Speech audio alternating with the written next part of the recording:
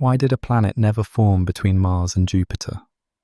What stories do asteroids carry from the solar system's birth? How do collisions shape these ancient wanderers?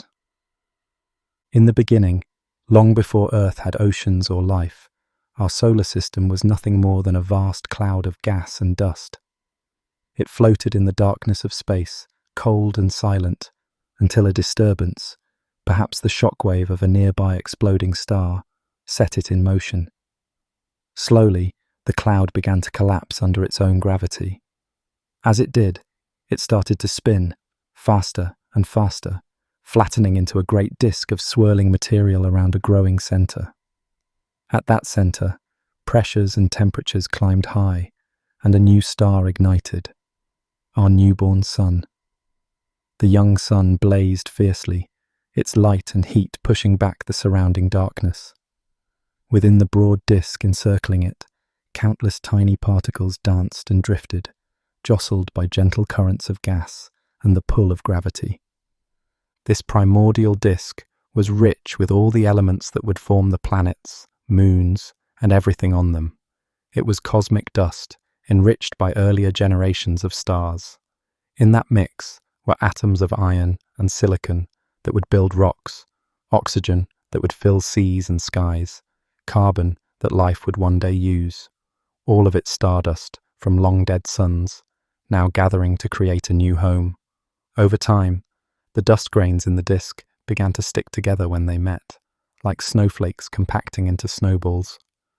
They formed clumps that grew from specks to pebbles, from pebbles to boulders, and eventually into kilometer-sized chunks. These were the building blocks of planets, known as planetesimals. They bumped and merged, drawn together by gravity in a process that took millions of years. Within the disk, several centers of collapse emerged. Here, a growing ball of rock that would become Mercury. There, another that would become Venus. Farther out, the cores of Jupiter and Saturn pulling in gas to become giants. The solar system began to take shape as these embryonic planets cleared their paths. Closer to the sun, where temperatures were searing, only metal and rock could solidify. Ices and gases were driven away.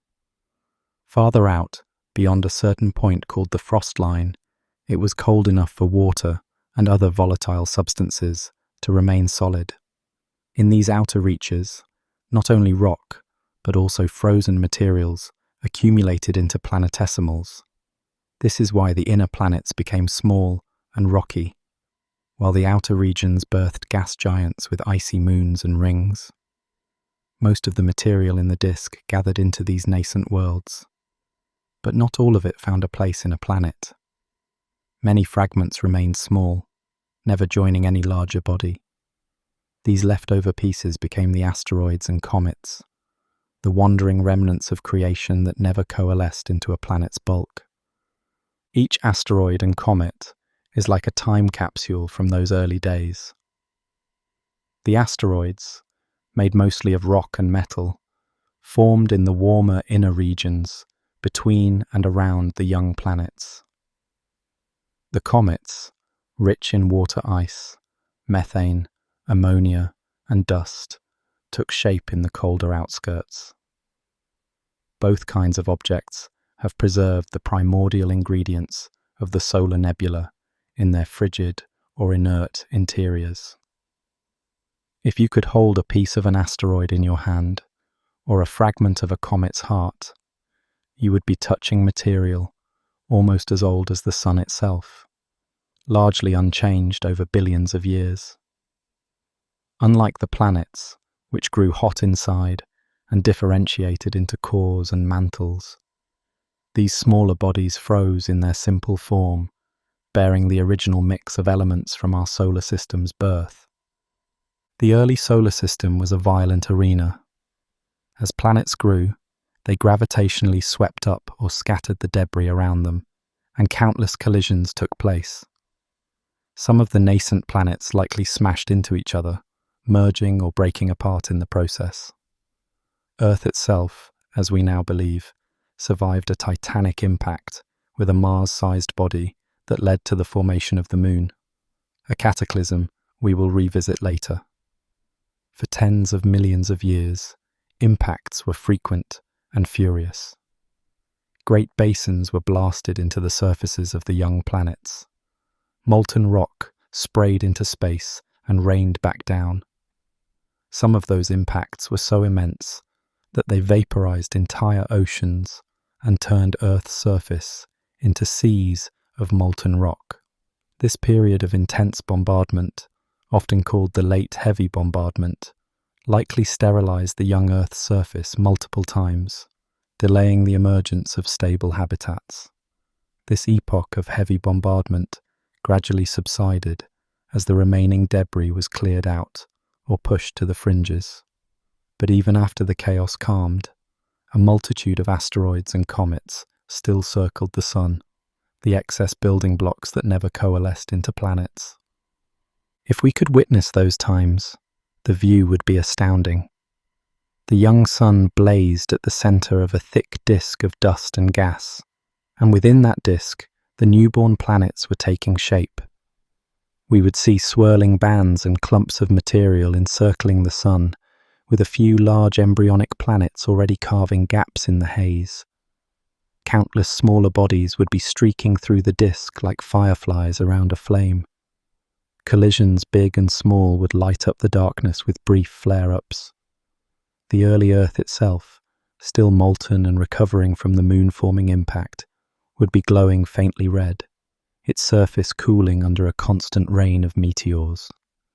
The Moon, newly coalesced, would hang much closer in the sky, a fiery orb slowly cooling from its own birth. Comets would occasionally plunge in from the outer reaches, their icy forms vaporizing into long tails even as they bombarded the infant planets. It was a scene of both chaos and beauty, a solar system in the throes of formation, the airless void alive with the sparks of creation.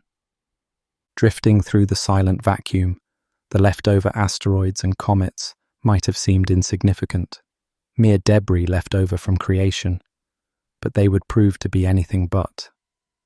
In time, they would play crucial roles in the evolution of planets and possibly the emergence of life. Some of them would deliver water and organic molecules to the young Earth, seeding our world with the ingredients for oceans and living things. They have also caused destruction on a massive scale when their paths have collided with planets. In their dual role as both creators and destroyers, asteroids and comets hold a special place in the solar system's story. They are the smaller siblings of the planets, born alongside them, sharing the same origin, yet following very different paths. And so, from the collapse of that ancient nebula, emerged not only the Sun and the planets, but also uncountable smaller wanderers. The stage was set with the Sun at the center, and planets big and small orbiting obediently, while swarms of leftovers trailed in their wake or lurked in distant reservoirs. Among those leftovers were the asteroids and comets, cosmic nomads from the solar system's youth, each tracing its own path. Unseen by any eyes for eons, they travelled in solitude. But their time would come. In the darkness of space, they carried on, ancient and patient, as the newly formed Sun bathed the newborn worlds in light. The solar system was young, and the journey of its smallest members had only just begun, their destinies intertwined with the planets that had taken shape alongside them. Far beyond the orbit of Earth, between Mars and Jupiter, lies a broad zone filled with ancient rocks. This is the asteroid belt, a vast encircling band of debris that never became part of any planet. Here, millions of asteroids, large and small, orbit the Sun in a slow procession. From a distance, one might imagine a crowded field of tumbling boulders, but in truth, the belt is almost entirely empty space. Each asteroid is separated from the next by great distances, often hundreds of thousands or even millions of kilometers. A traveler flying through the belt could pass through without ever encountering a single asteroid up close. Yet the asteroids are there, silent, dark pieces of primordial rock tracing out paths around the sun, like invisible ink on the canvas of space. The asteroid belt went unseen until the advent of the telescope.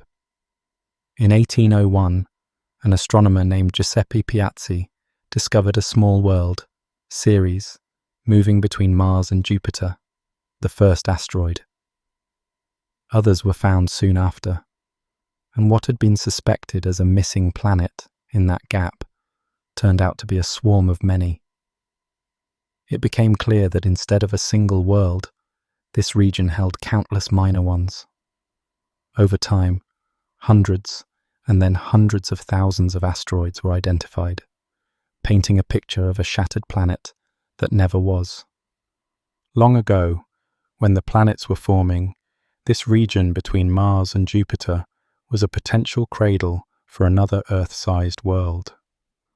But the powerful gravity of Jupiter unsettled this nursery. Rather than gathering peacefully into one planet, the rocks in this zone were constantly pulled and tugged by the giant planet's influence. Jupiter's gravitational tides stirred up their orbits, causing them to collide at high speeds instead of gently coming together. Collisions were frequent and often destructive. Instead of merging into a single growing sphere, many pieces shattered each other when they met. Over time, this chaos prevented any planet from forming in that space. What remains is a family of broken bits, ranging from Ceres, nearly 1,000 kilometers across and massive enough to be rounded into a dwarf planet, down to tiny pebbles and dust grains. Most asteroids are irregular in shape, looking like lumpy potatoes or shattered shards. They are pockmarked by craters from past impacts, bearing the scars of their tumultuous history. These rocky bodies vary not only in size and shape, but in composition. Some are metallic, glittering with iron and nickel, likely fragments of the cores of primordial bodies that were smashed apart long ago. Others are dark and rich in carbon and water-bearing minerals, essentially cosmic time capsules containing organic compounds from the early solar system.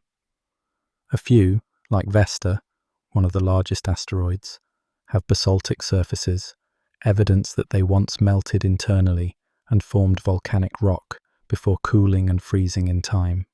There are asteroids that are essentially piles of rubble, loose stones held together weakly by gravity, and asteroids that are more solid monolithic rocks. Some even travel in pairs. Astronomers have found binary asteroids orbiting each other as they jointly circle the Sun, as well as asteroids with tiny moons of their own. It is a diverse little world of worlds within the asteroid belt. Despite their solitude in space, the asteroids are not entirely isolated. They interact over the ages through subtle gravitational tugs and occasional dramatic collisions. Every so often, two asteroids will drift into each other's path. When they collide, the outcome can range from a gentle merger to a catastrophic fragmentation. A low-speed encounter might cause two asteroids to stick together, forming a new, larger lump. More often, though, they strike at such velocities that both bodies are shattered, splintering into fragments that scatter like cosmic shrapnel. Such impacts send clouds of debris drifting through the belt. Over millions of years, countless collisions have ground some asteroids down to bits of gravel and dust, while others have survived relatively intact, merely chipped and battered by the occasional blow. Jupiter's presence makes the asteroid belt a restless place. There are certain regions in the belt where Jupiter's gravity exerts a regular rhythmic pull on asteroids. These are areas of orbital resonance, where an asteroid might circle the Sun, say, twice for every one orbit Jupiter makes, or 3 times for every 2 of Jupiter's. In such zones, the repeated tugs from Jupiter at the same point in each orbit can amplify over time, like a steady push on a swing. Eventually, these tugs can nudge an asteroid out of its original orbit. The asteroid's path might elongate or tilt and it may wander into a new region of space. Some asteroids, destabilized by these resonances, slowly drift inward toward the Sun. They become cosmic nomads, leaving their long-time home. Many of them eventually cross paths with the inner planets. A few even make their way into Earth's neighborhood, becoming what we call near-Earth asteroids. Within the belt itself, however, eons can pass quietly for most of these rocks. An observer standing on one of the larger asteroids would see a black sky dotted with distant stars, and the Sun would be just a brilliant point of light, far less warming than it is here on Earth. The neighboring asteroids, even the nearest sizable ones, would likely be mere pinpricks of light, too small and distant to resolve as anything more than points. The force of gravity on such a tiny world would be feeble. A human could take great bounding strides and even jump off a small asteroid entirely, never to return, if not careful. It is a calm and silent existence on these far-flung rocks. Yet the stillness is deceptive, for these asteroids hold tremendous kinetic energy in their orbits. All it takes is a slight change in course, a chance gravitational encounter, or a collision, to send one on a trajectory that could eventually intersect with a planet. For now, they simply continue circling, relics of a solar system that might have been. They serve as a reminder that not all primordial matter found a peaceful home in a planet. Some remain forever adrift, circling between Mars and Jupiter, waiting for their fates to change with a subtle gravitational push or the inevitability of time. In modern times, we have even started to explore these drifting remnants up close. Robotic spacecraft have visited some asteroids, photographing their rugged terrains in detail, and even touching down on a few. What they found is fascinating. Some asteroids are solid chunks of rock or metal, complete with craters, cliffs, and scattered boulders, while others are essentially piles of rubble barely held together by gravity. We have seen images of an asteroid surface covered in gravel and strange angular rocks, floating in space like a miniature world. One mission even returned tiny samples of asteroid dust to Earth, allowing scientists to hold a bit of primordial material in their laboratories. These explorations give us an intimate glimpse of these ancient objects. After billions of years of solitude, they are now being visited by the very planet they occasionally threaten. A quiet meeting of worlds, guided by human curiosity. Yet the asteroids are only one family of cosmic wanderers. Far beyond the orbit of Jupiter lies another vast collection of drifting objects, one made not of rock, but of ice, the realm of comets.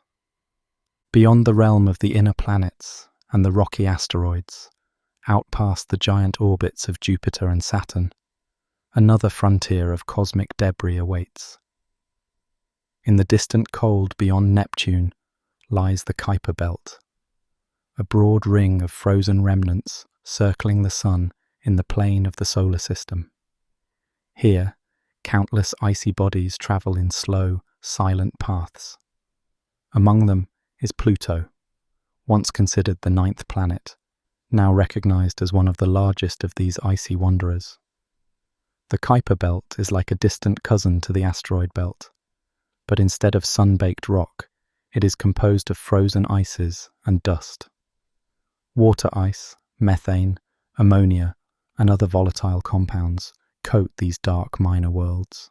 For much of their existence, these objects slumber in the frigid darkness, invisible and unchanged, preserving within them the conditions of the early solar system, far from the Sun's warmth.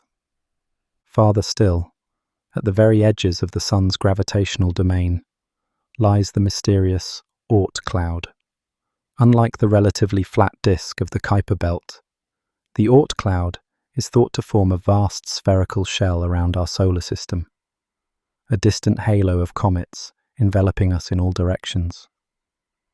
It may extend tens of thousands of times farther from the Sun than Earth's orbit. perhaps as far as a quarter of the distance to the nearest stars. Out there, the sun's light is only a weak glimmer, and its gravity just enough to hold these icy offspring from drifting away into interstellar space. In this remote repository, trillions of cometary nuclei, dirty snowballs made of ice, rock, and organic materials, float in a slow ballet. They have wandered in the dark for billions of years, left undisturbed since the era of planet formation, scattered to these outskirts by the gravitational whims of the giant planets long ago. These frozen bodies, whether from the Kuiper belt or the distant Oort cloud, are the source of the comets that occasionally grace our skies. Most will never leave their distant havens, but occasionally a gentle nudge will disturb one of these slumbering wanderers. A passing star on its own journey through the galaxy might venture close enough, in a cosmic sense, to jostle the Oort cloud, sending a cluster of comets tumbling sunward. Even without such an intruder, the subtle tidal forces of the Milky Way itself, the slow, pervasive pull of galactic gravity, can perturb the orbits of these far-flung objects. Closer to home, within the Kuiper belt, gravitational interactions with Neptune or collisions between icy bodies can redirect an object onto a new, elongated path. One way or another, a handful of these exiles from the outer darkness find themselves drawn toward the inner solar system, gradually accelerating under the pull of our sun. When a comet ventures inward after ages in deep freeze, it undergoes a dramatic transformation. As it approaches the sun, the increasing warmth begins to sublimate its ices, turning solid frost into gas. Jets of vapor and dust erupt from the comet's surface, spewing material that had been trapped for eons. A large, diffuse cloud called a coma forms around the comet's nucleus, enveloping it in a misty aura of gas and dust. Then, caught by the solar wind and the pressure of sunlight, this material streams out into space, forming a long, luminous tail that can stretch millions of kilometers. Often a comet develops two tails, one of gas that glows in the solar ultraviolet light, and one of dust that reflects the sun's rays, curving gently under the influence of the comet's motion. These tails always point away from the sun, blown by the solar wind and radiation, so as the comet swings around its star, its luminous veil continuously shifts orientation, always streaming anti-sunward. What was once a dark, icy rock becomes one of the most splendid sights in the night sky, a transient beacon with a glowing head and a trailing appendage, moving noticeably against the background of stars from night to night. For observers on Earth, a bright comet is a thing of wonder and deep mystique. These apparitions have been noticed and recorded throughout human history, often regarded with awe or dread. In ancient times, people saw comets as celestial omens, their sudden appearance interpreted as heralds of change or misfortune. Today, we understand their true nature, yet the sight is no less moving. The great comet Halley, perhaps the most famous of all, revisits the inner solar system about every 76 years. Each time it appears, it has been observed by those alive at the time, from medieval sky gazers who recorded its motion in chronicles, to modern astronomers with powerful telescopes. It was Halley's comet that appeared in 1066 and was depicted in the Bayeux Tapestry, seemingly heralding the fall of kings. In 1986, it returned again, a ghostly traveller, come to remind us of the centuries it has seen. Other comets, like the magnificent comet Hale-Bopp in 1997, have stretched their twin tails across our skies for weeks, captivating people around the world. To stand under a clear night sky and see a bright comet hanging above the horizon is to feel the depth of time and space, to witness an ancient piece of our solar system paying a rare visit to our neighbourhood. Each comet that graces our sky is a traveller from afar, a visitor from the solar system's distant borders with its own story. Perhaps it spent the last few million years in the Oort cloud, drifting slowly under faint starlight, until fate, or a passing star, sent it sunward. Or perhaps it came from the Kuiper belt, nudged by Neptune's gravity, or jarred loose by a collision with a fellow icy body. Whatever their origin, comets carry messages from the deep past. Some will return on predictable schedules, but many, especially those from the Oort cloud, plunge inward only once after thousands or even millions of years, then depart forever into the void. They are truly transient visitors. The water in their ice and the complex carbon-rich molecules in their dust are samples of the primordial ingredients that built planets and possibly sowed the seeds of life on Earth. When a comet's journey brings it close to our planet, we are reminded that our world is not alone out here. We share the sun's neighborhood with these icy nomads who occasionally light up our skies. Most of the time, comets come and go harmlessly, offering only a beautiful spectacle before retreating to their dark orbits. Yet, as with asteroids, comets can pose a danger if their paths intersect with a planet. Some scientists theorize that long ago, comet impacts may have delivered a portion of Earth's oceans, and perhaps, occasionally, a comet impact caused destruction on a global scale. One hypothesis even suggests a comet might have been involved in an extinction event, though asteroids are more commonly implicated. Fortunately, big comet strikes on Earth are exceedingly rare. Still, the possibility is one thread in the tapestry of cosmic events that have shaped planetary histories. For now, at the icy frontier, such dramatic outcomes remain distant possibilities. In the Kuiper belt and the Oort cloud, countless frozen worlds continue their quiet, eternal dance. The vast majority will never leave their cold sanctuary. They orbit patiently in the outer darkness, a cloud of potential around our solar system. But every so often, one will be set on a new course, falling inward toward the sun and transforming into a glowing wanderer that even eyes on Earth can see. These are the messengers from the edge, periodically reminding those of us below of the far-flung reaches of our solar family. They mark the boundary of our cosmic home, a ghostly halo of frozen objects waiting patiently on the fringes of night, any one of which might someday journey inward and make its presence known to the inner worlds. What is it that sends these objects from their usual orbits into the paths of planets? The answer lies in the subtle yet relentless forces of gravity orchestrating a complex cosmic dance. Slowly and silently, an intricate dance unfolds across the solar system. Every object, from the mightiest planet to the smallest grain of dust, feels the gravitational tug of the sun and the subtle pulls of the planets. These forces are like the music of a cosmic ballet, usually gentle and predictable, but sometimes leading to unexpected motions. Over long stretches of time, the orbits of asteroids and comets can shift in remarkable ways. A slight change in speed here, a tiny perturbation there, and a path that was once stable can begin to evolve into something new. The solar system is not a precise, unchanging clockwork. It is a living, dynamic system. Orbits that seem regular for ages can, under the right conditions, become chaotic, and a body that once kept its distance may start drifting onto a collision course. Often it is the giant planets that set the tempo of these orbital changes.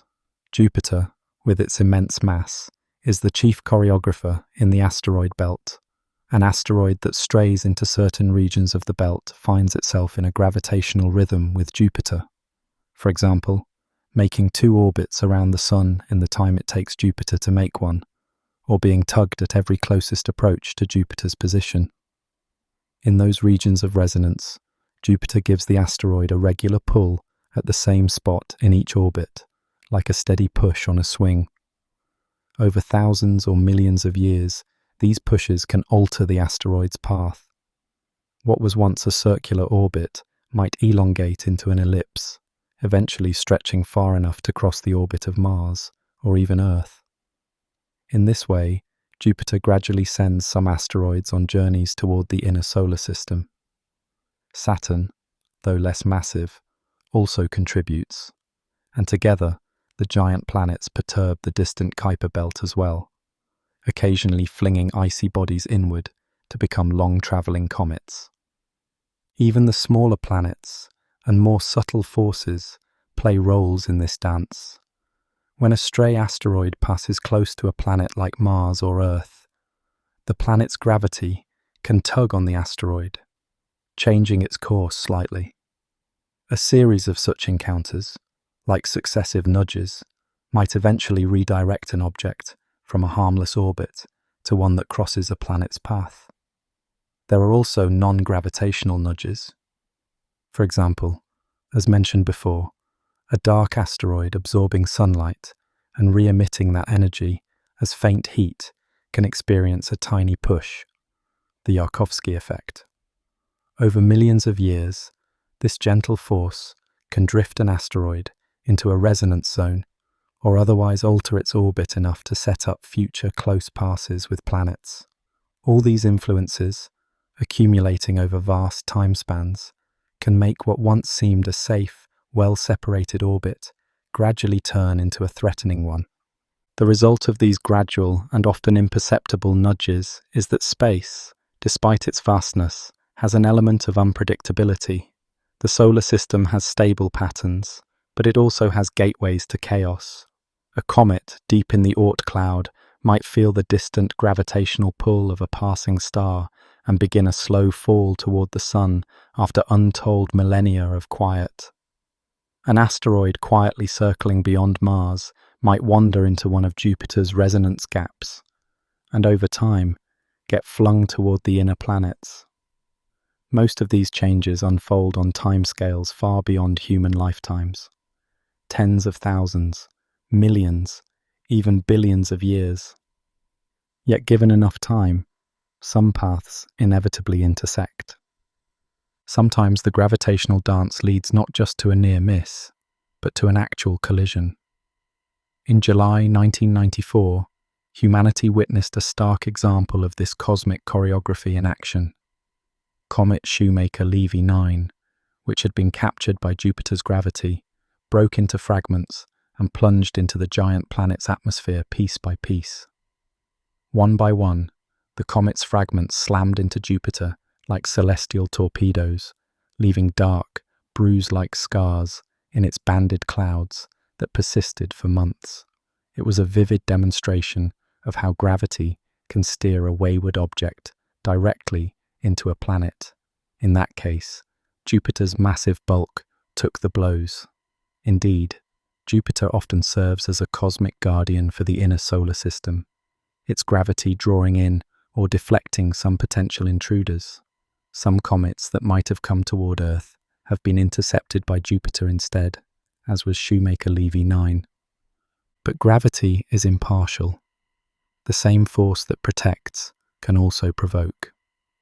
Jupiter's influence, for instance, has likely sent other comets swinging into the inner solar system that otherwise would have stayed far away. And smaller planets like Earth, though far less massive, can still alter the paths of asteroids that venture near, potentially setting them on courses that lead to impacts years or centuries later. We now know of thousands of asteroids whose orbits bring them into Earth's cosmic neighborhood.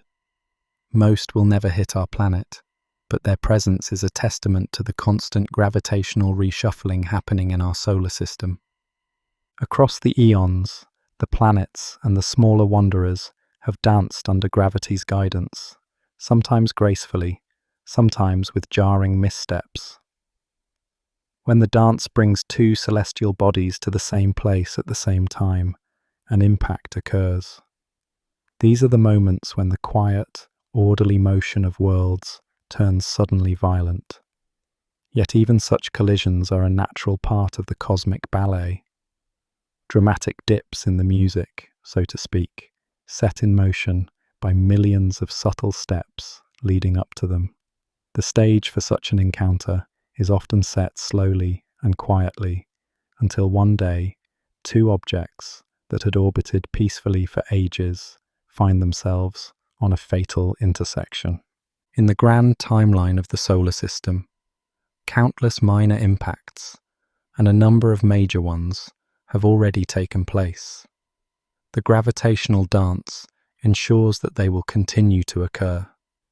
It was through such cumulative nudges and chance alignments that, for example, an asteroid from the main belt was likely diverted onto a path that intersected Earth's orbit 66 million years ago, with catastrophic consequences that we will explore later. The delicate interplay of forces set the stage for that event eons before it happened. And even today, the dance continues. As our understanding grows, we watch the skies and calculate the steps of asteroids and comets, trying to anticipate when gravity's choreography might bring a stray object into Earth's path. The next great collision could be millions of years away, or it could be sooner. But the forces that cause these encounters are always at work, silently preparing the next act of the cosmic dance. On occasion, the gravitational ballet can even expel objects entirely from their home systems. Our own solar system has likely lost many small bodies to interstellar space over time. Conversely, we have witnessed a few mysterious objects passing through our solar system on trajectories that indicate they came from other stars. One such visitor, discovered in 2017 and named Oumuamua, sped around the Sun and back out, never to return. It was likely an asteroid or comet that had been flung free of a distant star by gravitational interactions, wandering the galaxy for eons before happening upon us. These interstellar interlopers are a reminder that the gravitational dance of planets and debris is occurring around countless stars, and sometimes the dancers switch stages. While such catastrophic meetings are rare, Earth is continually encountering the smallest members of that cosmic cast. Every day and night, our planet sweeps up tiny bits of debris left in space, and we witness their arrival as brief, beautiful streaks of light. On a clear night far from city lights, you might look up and catch a brief streak of light across the sky, a shooting star. In reality, it's not a star at all, but a tiny fragment of cosmic debris making a fiery dash through Earth's upper atmosphere.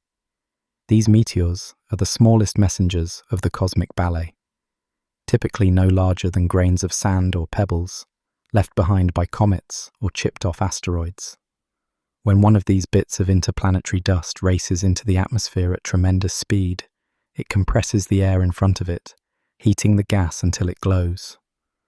The meteor itself often vaporizes from the intense heat, producing a quick, enchanting streak across the darkness. It lasts only a second or two before fading away, but it is a gentle reminder that Earth is not isolated. Our planet is constantly encountering the small detritus of the solar system. Such meteors are far from rare. On any given night, if you have patience and the sky is truly dark, you may see a few of these silent streaks overhead. Earth is perpetually sweeping through a fog of dust and tiny debris as it orbits the Sun. At certain times of the year, the sky comes alive with meteor showers. These occur when our planet passes through the dense trail of particles left by a comet that periodically visits the inner solar system. During a meteor shower, dozens or even hundreds of meteors can streak through the sky each hour, all appearing to fan out from a particular point, or, radiant, in the constellation for which the shower is named. On warm August nights, for example, Earth plows through the dusty wake of Comet Swift-Tuttle, producing the Perseid meteor shower, a celestial fireworks display of shooting stars that seem to emanate from the direction of Perseus. In mid-November, the debris stream of Comet Tempel-Tuttle gives us the Leonids, which have occasionally dazzled observers with meteoric storms. One extraordinary Leonid storm in 1833 produced tens of thousands of meteors in a single night, frightening and amazing those who witnessed the heavens seemingly falling. Lying back and watching a meteor shower, one can feel Earth moving through space, its motion made visible by the dust of a comet long disintegrated. Most of these cosmic grains and pebbles are utterly harmless. They are consumed completely high above us, never reaching the ground. Yet now and then, a larger fragment, perhaps the size of a rock or even a boulder, enters the atmosphere. These produce spectacular fireballs that can light up the night sky and even be visible in daylight if the timing is right. A fireball streaks deeper and longer across the heavens than a typical tiny meteor, sometimes breaking apart into sparks or flares as it disintegrates. Some may end their journey with a resounding boom as they burst, sending shockwaves through the air. On rare occasions, pieces of these larger meteors survive the fiery plunge and fall to the ground. Once they have landed, we call them meteorites, pieces of asteroids, or sometimes comets, that have completed their long journey from space all the way to Earth's surface. Meteorites are tangible gifts from these celestial encounters. They often appear as dark, unassuming stones, their surfaces scorched by the heat of entry into the atmosphere. But inside, they reveal their extraterrestrial origins. Slice one open, and you might see a lustrous metallic matrix of iron and nickel, or small rounded mineral grains called chondrules that formed before the planets did. Some meteorites carry tiny diamonds, forged by high-pressure shocks in space. Others harbour amino acids or other complex organic molecules, hinting at chemistry that predated life on Earth. A few rare meteorites even originated on the Moon or Mars. Long ago, a powerful impact on those worlds ejected rocks into space, and those fragments travelled millions of kilometres before gravity brought them to Earth. To hold such a meteorite in your hand is to hold a piece of another world, a fragment of the Moon's highlands, or a piece of Martian crust. Tangible evidence of the interconnectedness of bodies in our solar system. Throughout history, people have marvelled at these strange stones that fell from the heavens. Many cultures treated meteorites as sacred or useful gifts. Ancient Egyptians, for instance, forged jewellery and daggers from meteorite iron, literally crafting tools from fallen stars. For a long time, learned observers in Europe doubted that rocks could fall out of the sky at all. It seemed like folklore or legend. That changed in 1803, when a spectacular daytime meteor shower in l'Aigle, France, sent hundreds of stones raining onto the countryside. This event, witnessed by many, finally convinced the scientific community that meteorites were real celestial projectiles. Since then, collections of meteorites around the world have given researchers direct insight into the composition and age of the solar system, allowing us to study fragments of asteroids, the Moon, and Mars in our laboratories. The steady rain of meteors and the occasional fall of meteorites are everyday reminders of the cosmic environment around us. Our planet is moving along its orbit at great speed, sweeping up dust and pebbles as it goes, rather like a ship ploughing through ocean waves. Over the course of a single year, thousands of tons of interplanetary dust settle onto Earth, most of it too fine to notice. Tiny particles from distant comets end up on the ocean floor, or in polar ice, becoming part of our planet without any fanfare. We walk every day over traces of cosmic dust without realizing it. But each shooting star we witness is a hint of that ongoing exchange, a small, beautiful sign of the vast system of objects through which Earth journeys. It is as if the sky is telling us, in fleeting flashes, that our world is connected to a greater cosmic dance, one that continues quietly, night after night, above our heads. The gentle rain of meteors is a comforting reminder of our cosmic connection. But in Earth's deeper past, there have been far more dramatic encounters, events that shook the world to its core. To uncover those, we must dig into the geological record.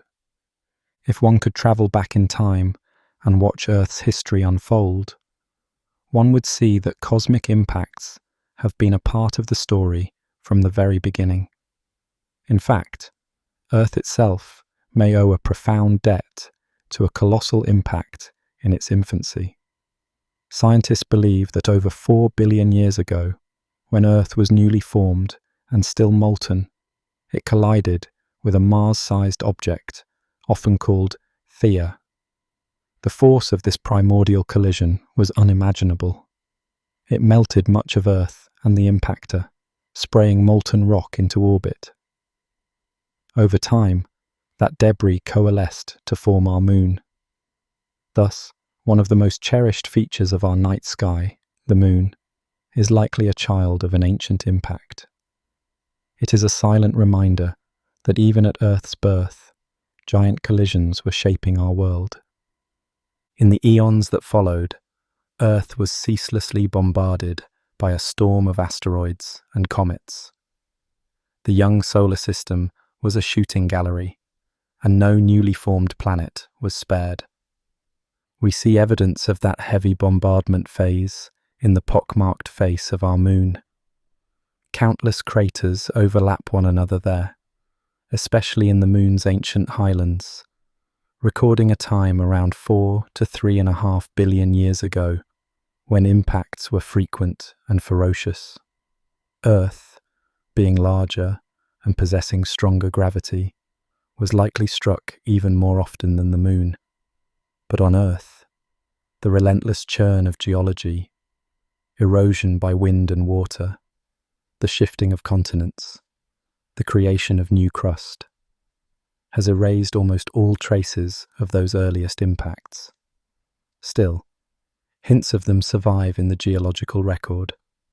Scattered around the world in some of the oldest rocks, scientists have discovered telltale signs of ancient impacts. In layers of rock over 3 billion years old, tiny spherical droplets of once molten rock have been found.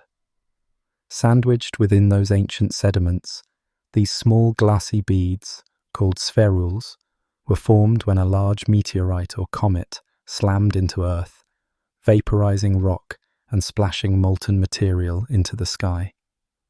That molten spray cooled and fell back as a rain of tiny glass spheres, which settled into the sediments of the ancient ocean floor. Billions of years later, we find those spherular layers in places like South Africa and Australia, proof that enormous impacts rattled our planet in deep time. No craters remain from those impacts.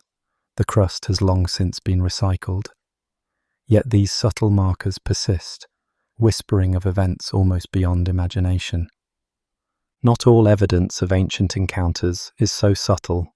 As Earth's geology slowly evolved, some later impacts left behind more visible scars or clues.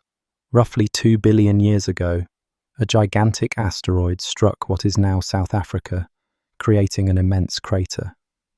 Though heavily eroded and difficult to see from the ground, the structure known as Vredefort Dome marks the site of that impact, which is thought to have been perhaps 300 kilometers across originally, the largest confirmed impact structure on Earth. Another huge impact around 1.8 billion years ago formed the Sudbury Basin in Canada, a wide depression rich in metallic ores that were scattered by the impact's intense heat and pressure. These events were catastrophic in their time, reshaping the landscape and affecting the atmosphere and oceans. Yet, in the slow pages of Earth's geological record, they are isolated chapters, separated by many millions of years. For instance, around 35 million years ago, two major impacts struck Earth within a short span of geologic time. One created the Popigai crater in what is now Siberia, a bowl roughly 90 kilometers across. The other formed the Chesapeake Bay crater, about 40 kilometers wide, now buried beneath the sediments of the US East Coast. Though these impacts did not cause mass extinctions, they would have darkened skies and altered climate for a time. Their hidden scars have been detected by geologists, further proof that even in the more recent chapters of Earth's story, huge asteroids have slammed into the planet. More recently, in terms of geologic time, the Earth has continued to experience big collisions.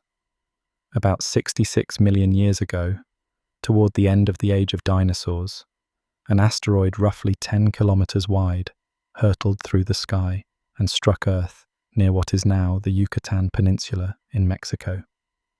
The impact blasted a huge crater, now called Chicxulub, about 180 kilometers across, though it lies buried under younger sediments. The energy released in that instant was almost unimaginable, equivalent to many billions of atomic bombs detonating at once. It gouged out bedrock, vaporized seawater, and ignited wildfires a continent away, all within minutes, leaving devastation on a scale beyond anything in human experience. Then, it was over. In the aftermath, a pall of dust and vapor was lofted high into the atmosphere, wrapping the Earth in darkness. In the geological layer corresponding to that time, all around the world, there is a thin band of clay, rich in the rare element iridium, an element far more common in meteorites than in Earth's crust. Mixed within that layer are tiny glass spheres and grains of shocked quartz. This global layer is the fingerprint of the Chicxulub impact. That event is linked to a mass extinction that ended the reign of the dinosaurs and wiped out roughly 3/4 of all species on Earth. It was a turning point in our planet's history, clearing the way for mammals and eventually humans to flourish. Such dramatic evidence underscores that Earth has always been in the crosshairs of celestial wanderers. While mass extinctions like the one 66 million years ago are exceedingly rare, the geological record holds traces of many smaller yet significant impacts throughout Earth's history. Craters tens of kilometers wide, formed by collisions long past, have been identified under deserts, jungles, and even the ocean floor. For example, about 35 million years ago, two huge impacts occurred only a few million years apart, leaving behind the 90-kilometer Popigai crater in Siberia and the Chesapeake Bay crater, roughly 40 kilometers across, buried under what is now the US East Coast. While these events did not cause global extinctions, they would have thrown vast amounts of debris into the atmosphere and disrupted the climate for a time. The scars from those strikes are still detectable and remind us that even in geologically recent times, Earth has been struck by sizable asteroids. Some impacts likely caused regional devastation without leaving a global mark, their stories mostly untold, except to scientists who piece together those ancient puzzles. Together, all of this evidence, from tiny spherules in Archean rocks to enormous, half-hidden craters, tells us that Earth's journey through the cosmos has never been tranquil. The planet has been shaped and reshaped by celestial encounters, and life on Earth has had to contend with these random, sometimes cataclysmic events from the very beginning. Many of those cataclysms have left permanent marks on our planet. Though the events themselves are long gone, their memory is preserved in the Earth's crust as craters, the silent records of impacts that once transformed the world. Across the solar system, impact craters serve as enduring testaments to ancient events. On worlds like the Moon or Mercury, where no atmosphere or flowing water erases them, these craters remain virtually unchanged for eons, each one a silent record of a collision long past. On Earth, the story is more hidden, but the records are there if one knows how to look. Over the years, scientists have identified nearly 200 impact craters scattered across our planet's surface. Some are obvious and fresh, while others are so old and worn that they blend into the landscape, their true nature only revealed by careful study or aerial images. Each crater, whether bold or subtle, tells the tale of a meteor or comet that struck home. When a large meteorite or comet strikes a planet, the impact occurs with such violence that it excavates a bowl-shaped depression with a raised rim almost instantaneously. In the very largest impacts, the Earth's crust can behave momentarily like a fluid. After the initial explosion, the ground in the center rebounds upward, forming a central peak or a ring of mountains in the middle of the new crater. It's akin to the splash of water that rises when a stone is dropped into a pond, except here the splash is frozen in solid rock. Over time, these features may erode, but on relatively fresh craters, especially on other worlds like the Moon or Mercury, these central peaks stand as monuments to the power of the impact that formed them. One of the most striking examples lies in the Arizona desert of the United States. There, amid dusty plains and sagebrush, is a great circular depression known as Meteor Crater. It is about 1 kilometer wide and a couple hundred meters deep, with a broad, flat floor and a raised rim of rocky debris. This crater was formed around 50,000 years ago, when an iron asteroid, perhaps 50 meters across, slammed into the ground. In an instant, it blasted out a huge bowl, hurling millions of tons of rock outward. Today, all is quiet at Meteor Crater. The once molten rocks on its rim have long cooled. The winds whistle gently across the emptiness. Standing at the edge, one can gaze across to the other side, a vast amphitheatre carved from the earth, and imagine the moment of impact frozen in time. The desert around is flat and still, making the presence of this great pit even more striking. Its form is so pristine that Apollo astronauts once used it as a stand-in for moon craters during training exercises before their lunar missions. Meteor Crater is a rare, well-preserved scar, young enough that erosion has barely softened its features, offering a clear window into the power of a small asteroid strike. Elsewhere, the marks of impacts are less visible on the surface, but modern techniques allow us to uncover them. In the remote tundra of northern Canada, for example, lies a circular lake ringed by ridges. This is the Manicouagan Reservoir in Quebec, the remnant of a crater over 200 million years old.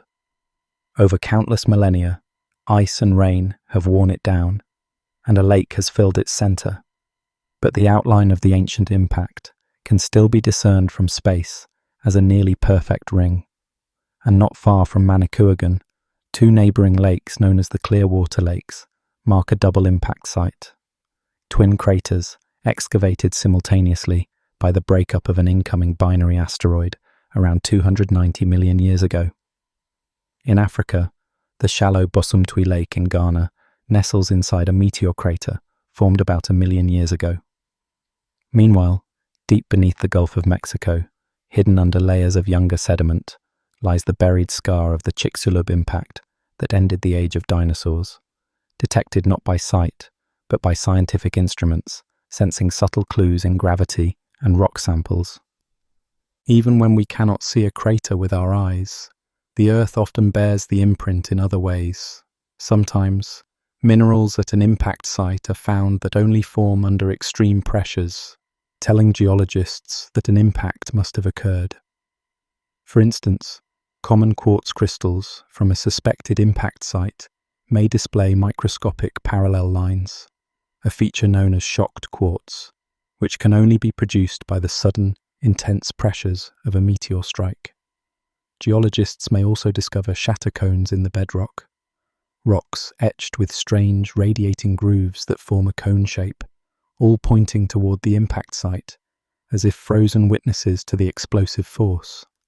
Other times, the shape of the land or patterns in the geology reveal a circular structure too large to notice on the ground. By mapping these features, researchers piece together the crater's size and age. Through such detective work, we have gradually compiled a record of Earth's impact history. The Moon, our companion in space, helps us fill in the gaps. Every crater on the Moon's face is a reminder of what could also strike Earth.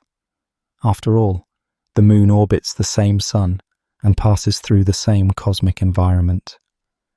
In the Moon's crowded craters, we see a reflection of Earth's own past, a record more complete than Earth's ever could be, because the Moon's surface does not renew itself as ours does. Those grey lunar lowlands and bright highlands, pitted and scarred, are like a library of impact events spanning billions of years. Even to the naked eye from Earth, the Moon's face bears faint circular marks of ancient collisions. Through a telescope, one can see bright rays of ejected material splayed out from relatively young craters like Tycho, stark reminders of fairly recent strikes on our celestial neighbour. Each ring-shaped dent on the Moon whispers of an asteroid or comet that crossed its path, and by extension, many that have crossed ours. Standing on our planet today, most of us might not notice any sign of these ancient cataclysms. The grass grows, the cities hum, and life goes on over terrain that once was violently reshaped. But scattered around the globe, the silent records remain. From the smallest dimple in a farmer's field to the grandest ring-shaped mountain ranges barely discernible on a continent, craters remind us of Earth's vulnerability to the cosmos. They are the quiet storytellers of a narrative that unfolds over millions and billions of years. To those who read their language, the geologists and astronomers, these scars of time speak volumes about gigantic fires in the sky, about nights suddenly lit brighter than day, and about how a moment of cosmic collision can reverberate through a planet's history long after the dust has settled. All these scars speak to a clear truth. Our vibrant, life-filled Earth is not immune to cosmic bombardment. The very presence of those craters shows that, despite its protective atmosphere and magnetic field, Earth remains exposed to the universe's stray stones and comets. Earth may seem like a sturdy haven, rich with life and protected by atmosphere and magnetic fields. Yet in the face of cosmic bombardment, our planet is, in many ways, exposed. We live on a large world, but size alone cannot fend off the wandering debris of the solar system. In the vacuum of space, without a protective shell beyond our thin layer of air, Earth travels as a target of chance, crossing paths with whatever lies in its orbital road. Every day, as we've seen, tiny meteoroids strike our atmosphere. Most burn up harmlessly high above the ground. This might give the impression that our atmosphere shields us completely, but that shield is limited. It stops small pebbles and dust, not mountains. Larger objects can barrel through the atmosphere with much of their mass intact. The air will heat and slow them, sometimes causing them to explode before reaching the ground, but if they are big enough, they will strike the Earth's surface. The impact energy increases dramatically with size and speed, quickly overwhelming the thin cushion of air that protects us from small meteors. An asteroid a few hundred meters across, should one ever hit, would blast a crater miles wide and cause destruction on a continental scale. Even a meteoroid only tens of meters across, if made of dense rock or iron, can reach the ground with devastating force, as evidenced by the impact that formed Meteor Crater in Arizona. The atmosphere did little to stop that iron bolide long ago. It excavated a vast hole in seconds. Clearly, for anything above a certain size, Earth's protective air is more a veil than a shield. Earth's gravity, in turn, while gentle to us on the surface, acts like a gravitational net in space, pulling in objects that come too close. Often this is beneficial. It is what draws in those tiny meteoroids to create shooting stars. And it has likely pulled in some dangerous asteroids that might otherwise have just missed us, causing them to fall harmlessly, or at least in uninhabited areas or oceans. But gravity is indiscriminate. It can just as easily tug a passing asteroid that might have missed Earth and instead pull it into a collision course. In essence, our planet's very mass ensures that if a wayward object passes near enough, it will be drawn closer, increasing the odds of impact. Earth's large size and strong gravity make it a bigger target compared to smaller worlds like the Moon or Mars. We also reside in a busy part of the solar system. Earth orbits relatively close to the asteroid belt and also moves through regions of space that are littered with comet debris. Nearby, the planet Jupiter influences a vast number of objects with its gravity, and while it does swallow or deflect many potential threats, it can also nudge others toward the inner solar system. Occasionally, Jupiter's influence sends a comet or asteroid inward that might otherwise have stayed far away.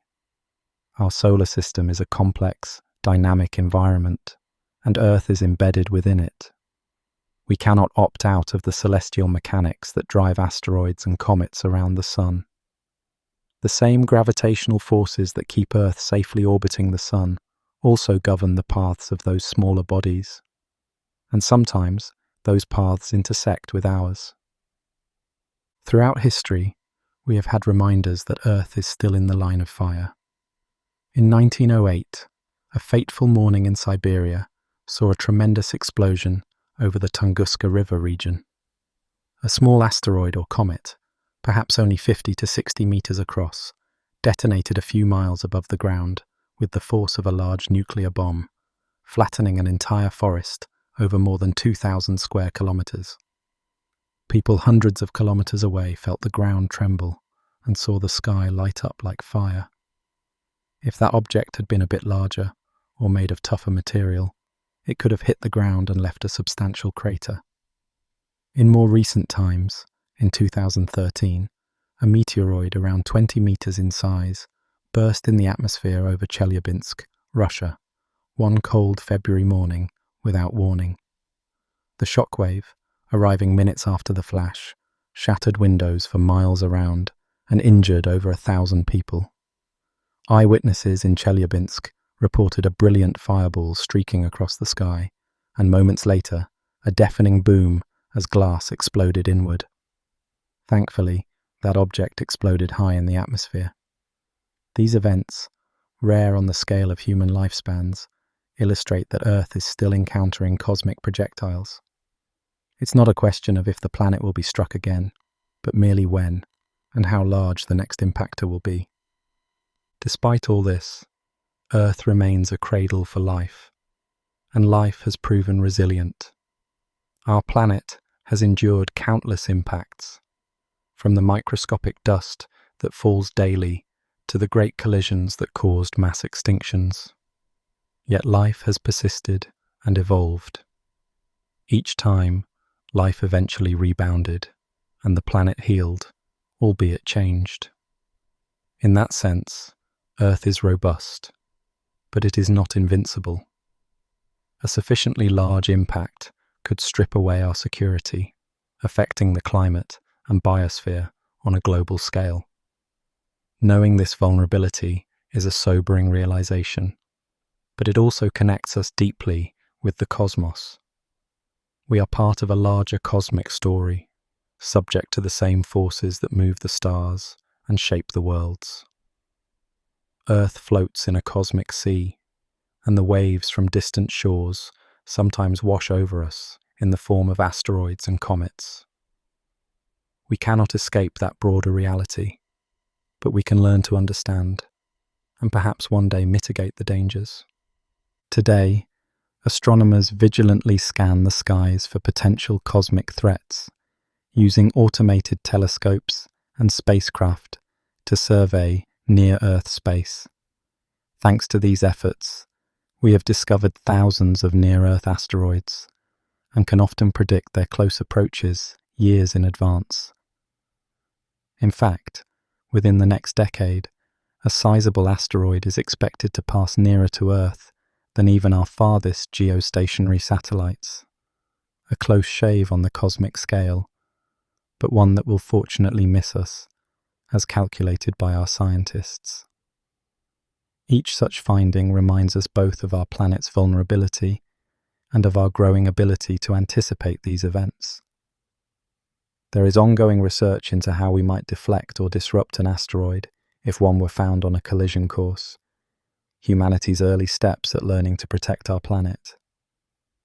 Unlike any creatures before us, we are not powerless in the face of cosmic hazards.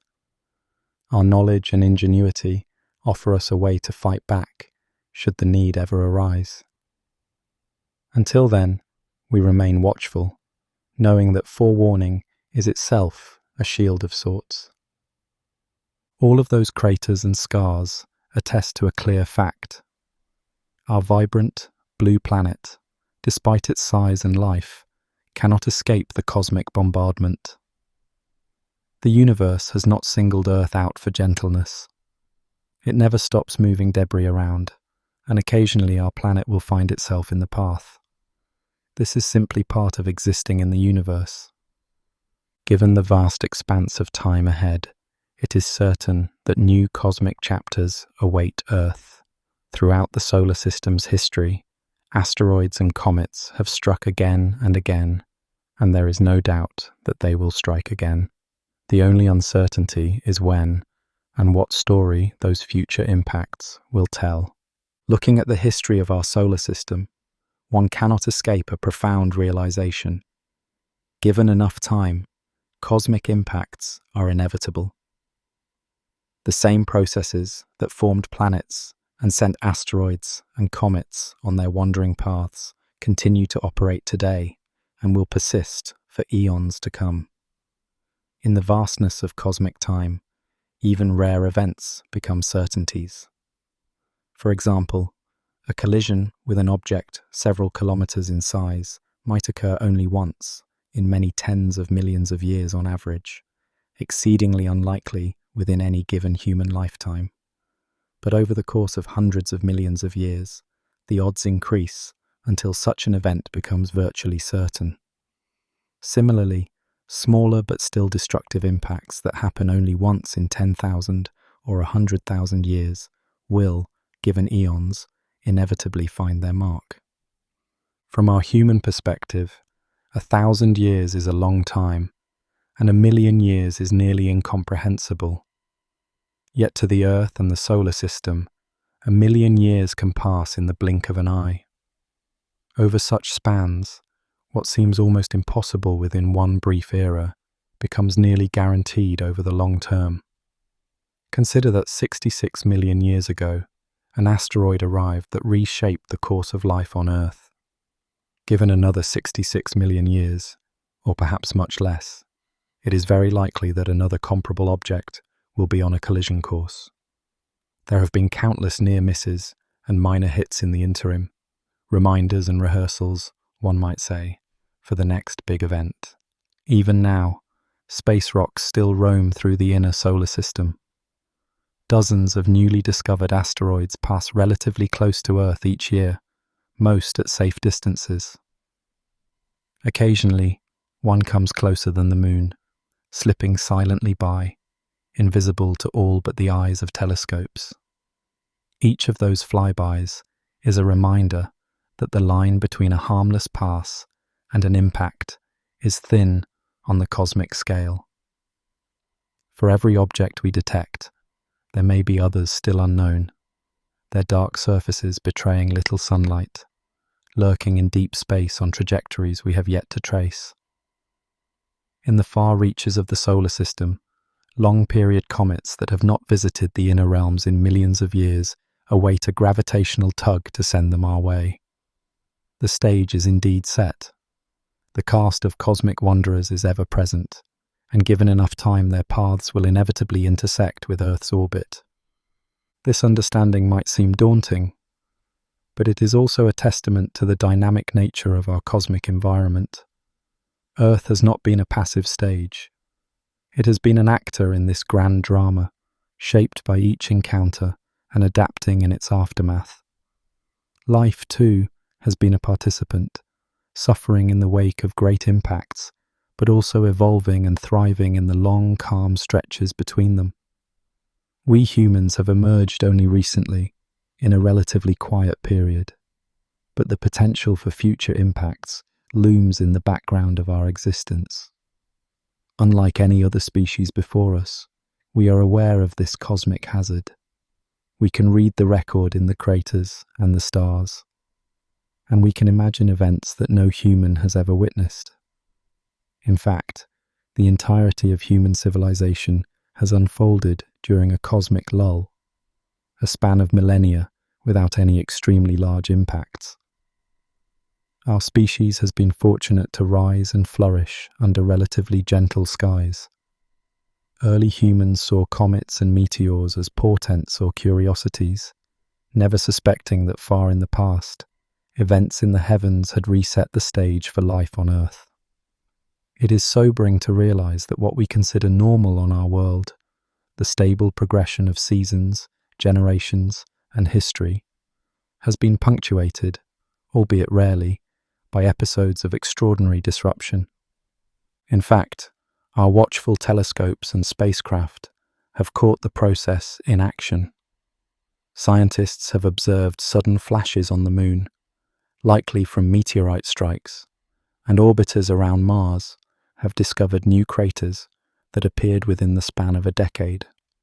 These modern observations confirm that the age of impacts is not over. It's ongoing, even if the largest events are thankfully infrequent. Thus, the saga of cosmic impacts is inseparable from the story of Earth itself, from the leftover debris of planet formation to the craters etched into ancient rocks, from the nightly sprinkling of shooting stars to the rare colossal collisions that reset the course of life. Asteroids and comets have been both creators and destroyers in Earth's narrative. They have shaped the surface of our world, altered its environments, and even delivered water and organic materials that may have been crucial for life. Without these celestial interventions, Earth would be a very different place, and perhaps we ourselves might not be here to tell its story. One day, perhaps far in the future, an unfamiliar new light may appear in Earth's sky, the herald of a large comet or asteroid on a collision course. For months it could grow in brightness, its tail spanning the heavens as it draws nearer, while those below watch with a mix of awe and dread. No living human has ever witnessed such a portent, but in ages to come, our descendants might face this reality. In that moment, all the knowledge and ingenuity we have amassed would be put to the ultimate test, as the world unites to confront a celestial visitor with the power to change the course of life once again. For now, our world sails on peacefully through space, with humanity gazing out, aware of the risks, but also of the wonder of being part of this cosmic dance. The inevitability of impacts across cosmic time is a humbling truth. It reminds us that while we go about our daily lives under the warmth of the sun, larger cycles and chances are at play in the universe. Earth's story has been punctuated by these rare, transformative events, and one day it will be again. And as much as these truths may humble and concern us, they also deepen our appreciation of the cosmos. We know now that the heavens are not static. They are alive with a slow, grand drama. Each shooting star or comet we see is part of that story. Armed with this knowledge, humanity steps into the future with eyes open, aware of both the wonder and the potential peril that come with our place in the cosmic dance. The cosmic stage is set, and we are part of its ongoing play, our eyes turned skyward, watching and wondering when the next act will begin. In the beginning, Earth was a world without oceans, a rocky sphere still cooling from its fiery birth. The air was thick with noxious fumes, and the ground was a barren expanse of solidifying lava. Water, the cradle of life, was scarce here in the inner solar system, where the young sun's heat had scorched away early moisture. Yet in the cold reaches of space, far from the sun, ice had formed on countless wandering comets and primitive asteroids. Those distant ice-rich bodies now began a long journey inward, drawn by gravity toward the sun and toward Earth. Imagine the darkness of the sky broken by a sudden brilliant streak as a comet plunges toward the primitive Earth. These were not gentle showers, but violent collisions, an onslaught of cosmic icebergs hurtling in at tremendous speeds. When they struck, the energy of impact was immense, carving craters and vaporizing rock. Each collision unleashed flash heat that melted the comet's ice into torrents of water. Steam exploded into the sky, then cooled and condensed into rain. In those chaotic times, rain didn't fall softly. It poured from boiling clouds, filling the new basins and craters gouged by the impacts. Over millions of years, countless impacts slowly delivered more and more water, and the dry earth began to wear a veil of blue. It is strange to think that something so destructive could also be nurturing. Each comet's impact was a cataclysm for the immediate area, scouring the surface with shockwaves and fire. But in the aftermath of the devastation, water pooled and remained. The oceans grew from these cosmic gifts.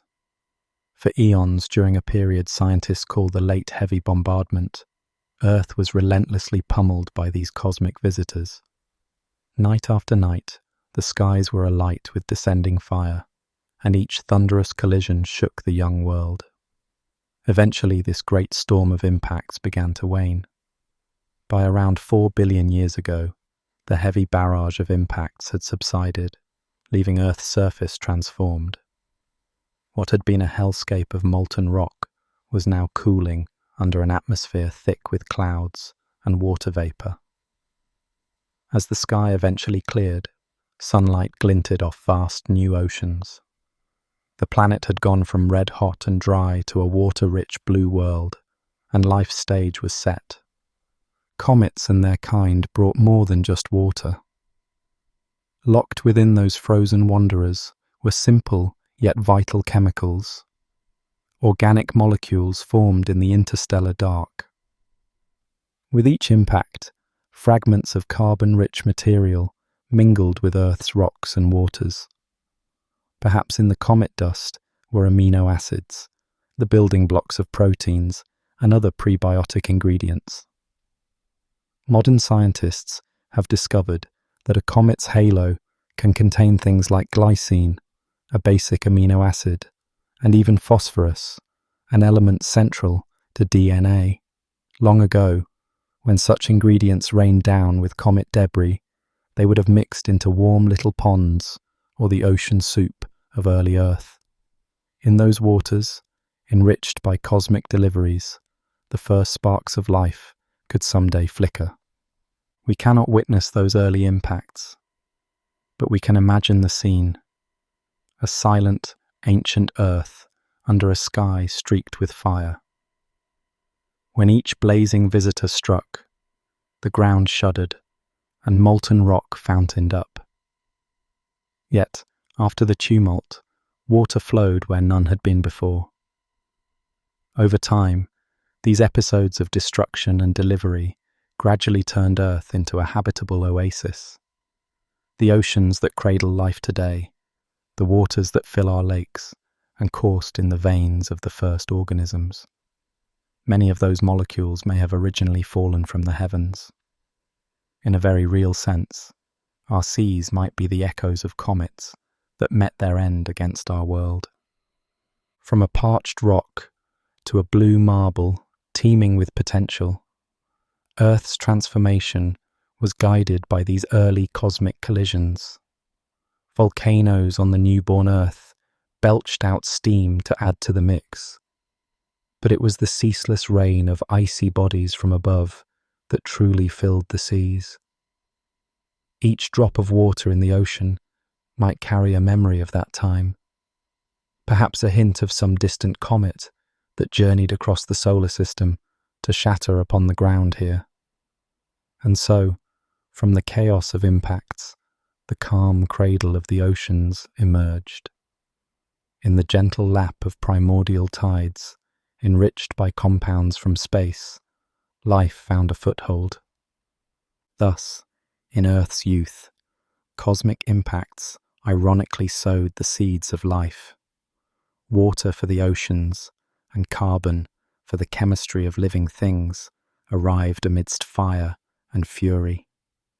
Out of violence came possibility, a world that could harbour cells and creatures instead of barren rock. The comets had delivered their precious cargo, and at least for a while, the bombardment eased. Beneath a sky that was once aflame with falling stars, the earth cooled, and the first whispers of life began in its oceans. The stage was set for the long story of life to unfold, a story that would itself be profoundly shaped by later cosmic encounters. Yet water and organic molecules were not the only cosmic gifts or curses that shaped the young Earth. Even earlier in our planet's tumultuous youth, a colossal impact of unimaginable scale shook the world to its core. From the rubble of that titanic collision, a new companion in the sky was born, one that lights our nights and shapes our tides. That companion is the moon. Its very existence is a testament to the violence of Earth's beginning, and it has lit our night skies ever since. There was a time in Earth's infancy when the night sky was dark, for there was no moon yet to shine. In that primordial darkness, an unimaginable event was brewing. The early solar system swarmed with young planets and debris, each on unpredictable paths. One such nascent planet, a fiery world perhaps the size of Mars, wandered too close to Earth. The two worlds were drawn together by gravity's inexorable pull. In a silent instant that belied its violence, the wandering planet slammed into the young Earth. The impact was beyond any modern frame of reference. Two worlds collided at immense speed, merging and exploding simultaneously. In that moment, Earth's entire globe shuddered and half melted under the force. The intruding planet was torn apart. Much of it, and a huge chunk of Earth's own mantle, were blasted into orbit as incandescent vapour and molten rock. A ring of glowing debris formed around the shattered Earth. The sky was filled with a crown of fire, an orbiting sea of magma droplets and dust encircling the planet, where once there had been only darkness. Over time, this ring of debris began to gather.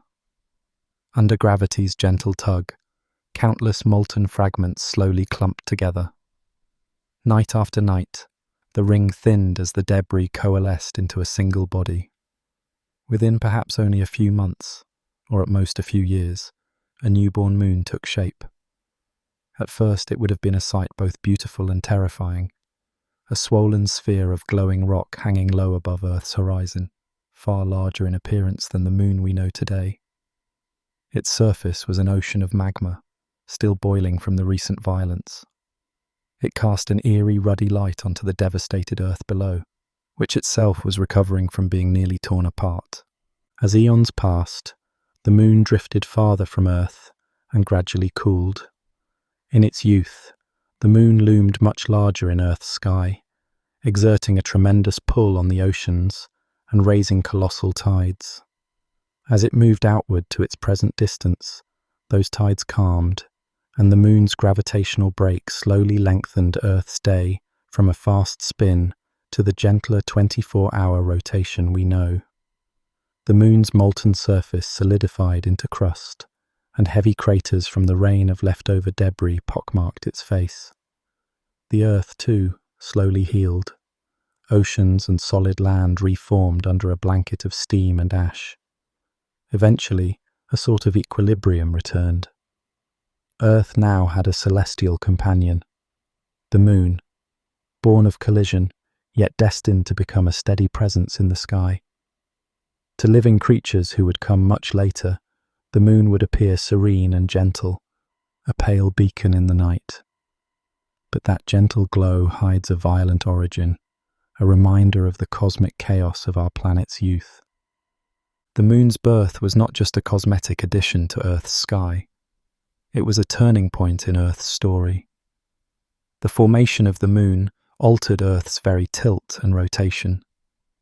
Our planet ended up with a tilt to its axis, giving rise to seasons as it orbited the sun. And the moon's gravity began tugging at Earth's waters, drawing tides that rhythmically rose and fell. Long before any life existed to witness them, the tides started their endless dance. In ages to come, those tides would nurture early life, stirring the primordial soup along shorelines, mixing nutrients in tidal pools.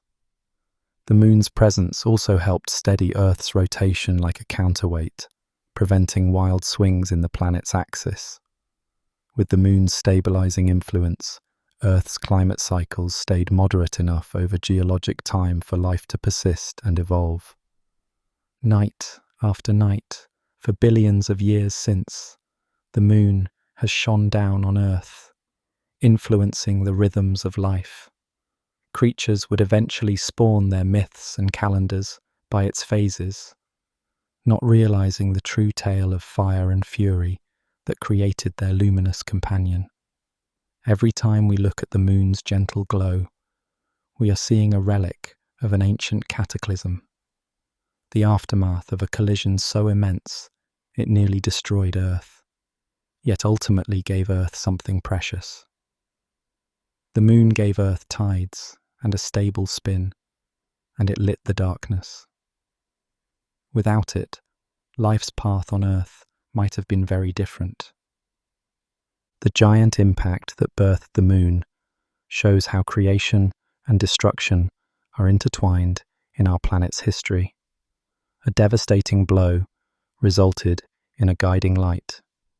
This was one of the earliest and greatest of cosmic influences on Earth. In the eras that followed, Earth would face other, smaller bombardments. Though none would remake the planet as completely as the moon's formation, some later impacts would have a profound effect on the life that eventually blossomed here. As the ages passed and life took hold in the seas and on land, the heavens continued to send down both blessings and curses in the form of falling objects. Some of those impacts would bring devastation on a global scale, wiping out species and nearly ending entire chapters of life's story. Yet life would adapt and renew itself in their wake, evolving new forms to fill the changed world. Life on Earth has always lived under the threat of the skies. For all its resilience, life is deeply vulnerable to cosmic whims. From time to time in Earth's history, a large impact has abruptly pruned the tree of life, wiping out multitudes of species in one catastrophic blow. In those dark chapters, the world that survivors inherited was vastly changed. Yet it was also an empty canvas, ready for life's renewal and adaptation. Thus, paradoxically, The same cosmic fury that brings mass death can also open up new opportunities for the life that remains. Consider the time over 250 million years ago, long before the age of dinosaurs. In that ancient world, life thrived in the seas and on the supercontinent of Pangaea. Then, something went terribly wrong at the boundary of the Permian and Triassic periods. Over 90% of marine species and a great majority of land species perished in a geologic instant. This end Permian event was the most severe extinction Earth has ever known, a moment when life nearly came to an end.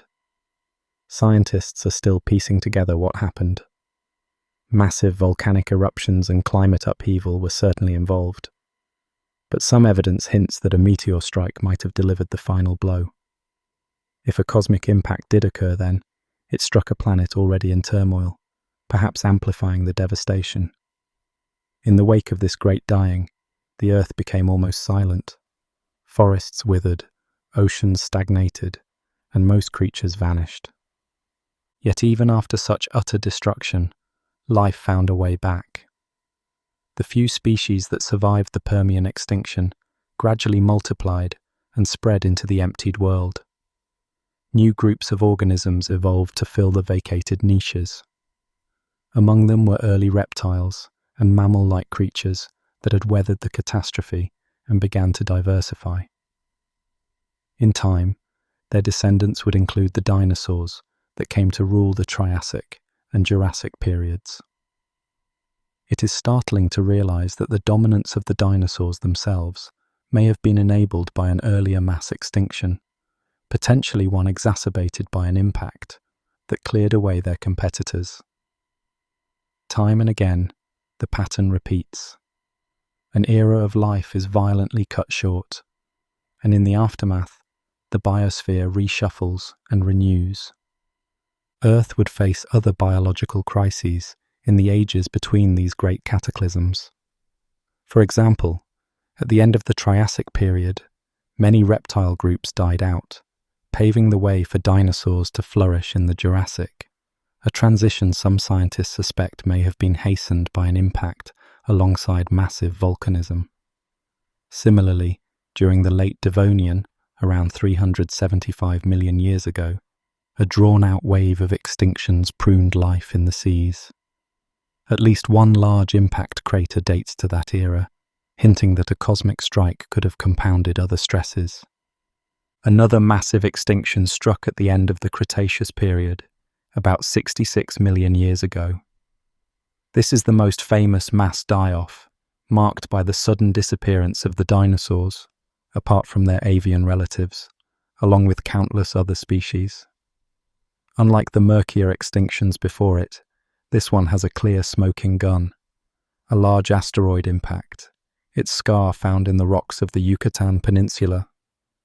In a single stroke, that impact terminated the long reign of the dinosaurs. But their downfall was a turning point from which new life emerged. In the dinosaurs' absence, mammals that had lived in the shadows now flourished. Our own distant ancestors, small, furry creatures that survived underground or in sheltered niches, suddenly had a world with open possibilities.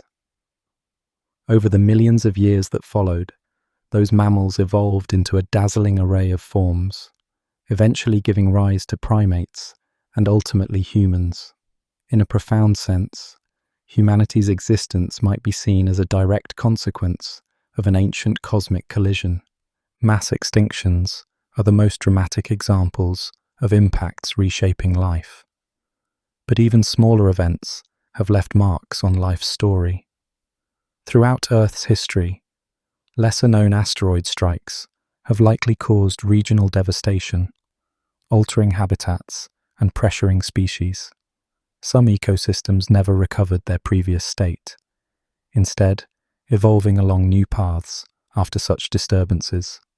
Every so often, a local catastrophe from above has forced life to adapt in ways it otherwise might not have.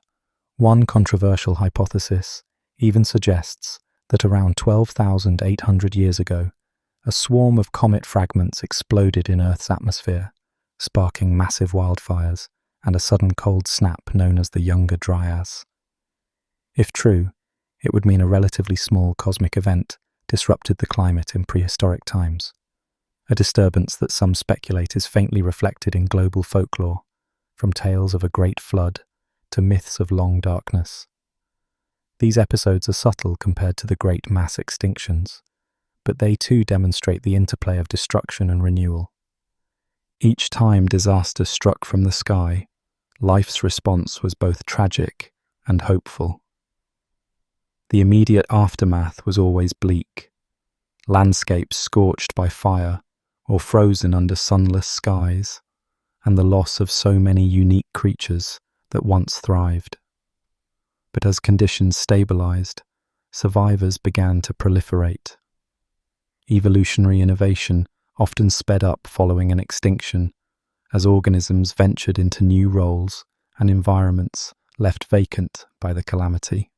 In this way, cosmic impacts have periodically pressed a reset button on life, ending one chapter and ushering in the next. The story of life on Earth is punctuated by these violent turning points. And yet, through each catastrophe, life has persisted, adapting to a changed world and often flourishing anew. It is humbling to realize that without these upheavals, the tapestry of life, and even we humans, might be very different, or perhaps non-existent. The same events that nearly annihilated life at times also paved the way for new life forms to rise. This cycle of extinctions and renewals is a testament to both the fury of the cosmos and the tenacity of life. As we follow this narrative into one of the most famous extinctions of all, the end of the dinosaurs, we will witness how a single day's cosmic violence changed the course of life on Earth. That mass extinction stands as perhaps the most storied in Earth's history, a cataclysm that snuffed out the giants of one age. Yet from that dark day sprang a new dawn, setting the stage for the world as we know it. Now, our journey turns to that fateful event, to see how an impact from the heavens brought an era to its close, and how life recovered in its wake. 66 million years ago, late in the Cretaceous period, life on Earth was thriving. Dinosaurs of all shapes and sizes roamed the warm forests and plains. The skies were alive with winged reptiles and birds, and the seas teemed with great marine reptiles and ammonites. It was a world full of vitality, and the culmination of over 150 million years of dinosaur evolution. There was no warning that this day would be any different from countless days before. But as the sun rose on what would become their last dawn, an object from the depths of space was hurtling toward Earth. High above the atmosphere, a rock roughly 10 kilometers across closed in on the planet at 20 times the speed of a bullet. For an instant, it might have appeared as a second sun streaking across the morning sky, growing brighter and larger with each passing second. On the ground, animals would have cast curious eyes upward at the sudden brilliant streak. In the span of a heartbeat, that streak became a blinding fireball. A searing white flash announced the asteroid's arrival, and in the next moment, it struck with unimaginable force. The impact occurred in what is now the Yucatan region of Mexico, near a shallow sea. The asteroid hit the Earth at an oblique angle, detonating on contact with energy equivalent to billions of nuclear bombs. In an instant, solid rock and ocean water were vaporized. A blistering fireball of superheated vapor spread out from the impact site, lighting the surrounding sky on fire. The ground shook violently. A megathrust earthquake radiated outward, toppling forests thousands of kilometers away. Near the impact, everything was obliterated in moments, melted or crushed into the crater that gouged deep into Earth's crust. A towering plume of debris punched through the atmosphere and into space, carrying pulverized rock, molten droplets, and ash. Chunks of Earth were flung beyond the atmosphere, only to rain back down across the globe. Within minutes, fiery fragments began pelting the Earth over vast areas, igniting wildfires wherever they fell. The sky, once blue, turned dark as night as clouds of dust and ash spread overhead. In regions far from the impact, animals would have seen the sun fade and felt the heat of tiny embers falling like hellish rain. Hurricanes of hot wind blasted outwards, flattening anything still standing in their path. Coastal areas around the world were inundated by colossal tsunamis. Waves hundreds of meters high radiated from the impact, scouring distant shorelines. For any large creatures at ground zero, death was instantaneous. Even thousands of kilometers away, the onslaught was lethal. A triceratops grazing under a distant Cretaceous sun might have been knocked off its feet by the shockwave, or later collapsed from the sudden furnace-like heat of falling debris. Within hours, fires raged on multiple continents. As day turned to an eerie dusk, smoke and dust veiled the sunlight. The initial heat gave way to a chill, as soot and aerosols high in the atmosphere blocked the sun's warmth. In the days and weeks after the impact, the world grew dark and cold. The sun was reduced to a dim glow in a brown sky. Plants, deprived of sunlight, withered and died. Herbivorous animals starved as the food chain collapsed, and then the predators that fed on them succumbed as well. Across the planet, ecosystems that had flourished for ages were now in ruin. The dinosaurs, save for a few bird-like survivors, met their end. Great swimming reptiles like mosasaurs and plesiosaurs vanished from the oceans. The elegant pterosaurs that once soared through the skies were gone. In the geologic blink of an eye, roughly 3/4 of Earth's species were extinguished. The Earth was not completely silent, however. Some life endured even in this darkness. Tiny mammals huddled in burrows, shielding themselves from the worst of the catastrophe, survived on stored food or whatever they could scavenge. Small birds, the only dinosaurs to survive, found refuge in seeds and sheltered spots. Crocodiles and turtles, capable of lasting long periods with little food, endured in the dim, cool swamps. When the dust finally began to settle months later, and sunlight peeked through once more, these survivors emerged into a transformed world. The lush Cretaceous landscapes had given way to charred forests and barren plains. The air was cooler, and the mighty rulers of the previous era were nowhere to be found. In time, green returned to the continents. Ferns and fungi were among the first to recolonize the burnt ground, thriving in the post-apocalyptic environment. Gradually, forests regrew. Where giant dinosaurs once thundered, now smaller creatures inherited the quiet spaces. The mammals, long overshadowed by dinosaurs, began to proliferate and diversify in the emptiness left behind. Earth's long night after the impact slowly warmed into a new day. From the devastation, life's renewal began. The cataclysm that ended the age of dinosaurs thus set the stage for a new chapter in the story of life on Earth. The imprint of that terrible day can still be found in the Earth's layers. A thin boundary of clay rich in iridium, an element more common in asteroids than in surface rocks. It is a fingerprint of the disaster, marking the end of the Cretaceous and the start of the Paleogene period. Beneath the Gulf of Mexico, the 150-kilometer-wide Chicxulub crater lies buried, a silent memorial to the impact. But perhaps the most profound legacy of that event is visible every time we look in the mirror. Without the fall of the dinosaurs, mammals, and eventually humans might never have risen to prominence. Our very presence is tied to that ancient day of fire and darkness. The story of the Chicxulub impact is a vivid reminder of the delicate balance on which life teeters. In a single day, the world of the dinosaurs fell, and a new world began. As we contemplate the fragility and resilience of life on Earth, we carry the knowledge that violent events from the cosmos have repeatedly altered the trajectory of life's journey. For this one event inflicted both searing heat and a long, sunless chill upon the planet. It was a striking example of how cosmic collisions can subject Earth to extremes of fire and ice, a pattern seen more than once across deep time.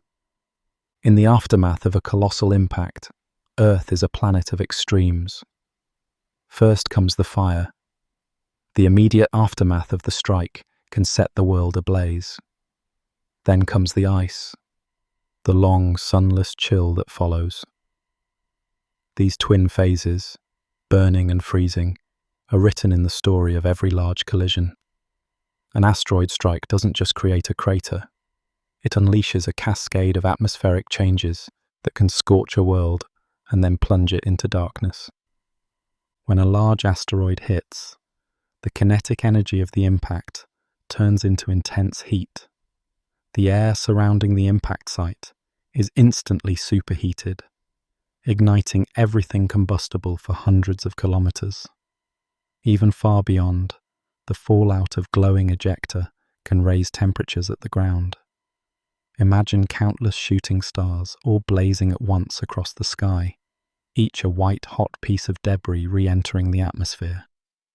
As they fall, they generate a global infrared heat pulse, essentially turning the sky into a broiler. Dry leaves, grass, and forests catch fire under that searing rain from above. Wildfires ignite on continents around the globe, merging into vast conflagrations. In those first hours, under copper-coloured skies filled with smoke and embers, the world burns. Many creatures that survived the initial blast cannot escape the ensuing flames. The planet becomes a patchwork of wildfires, sending towering plumes of smoke into the upper atmosphere. After the blaze, the opposite extreme takes hold. Soot and dust from the impact and the worldwide fires rise high into the atmosphere, forming a veil around the Earth. Sunlight fades to a dim twilight at noon. The planet, wrapped in shadow, begins to cool. Photosynthesis grinds to a halt as the sun's rays struggle to penetrate the dense shroud of particulates. Within days, a strange cold darkness falls over the Earth, an impact winter. Temperatures drop markedly. For weeks, then months, the sun remains obscured by ash and sulfuric aerosols. Acidic droplets, formed from vaporized rock and sulfate, rain down, further stressing the struggling life below.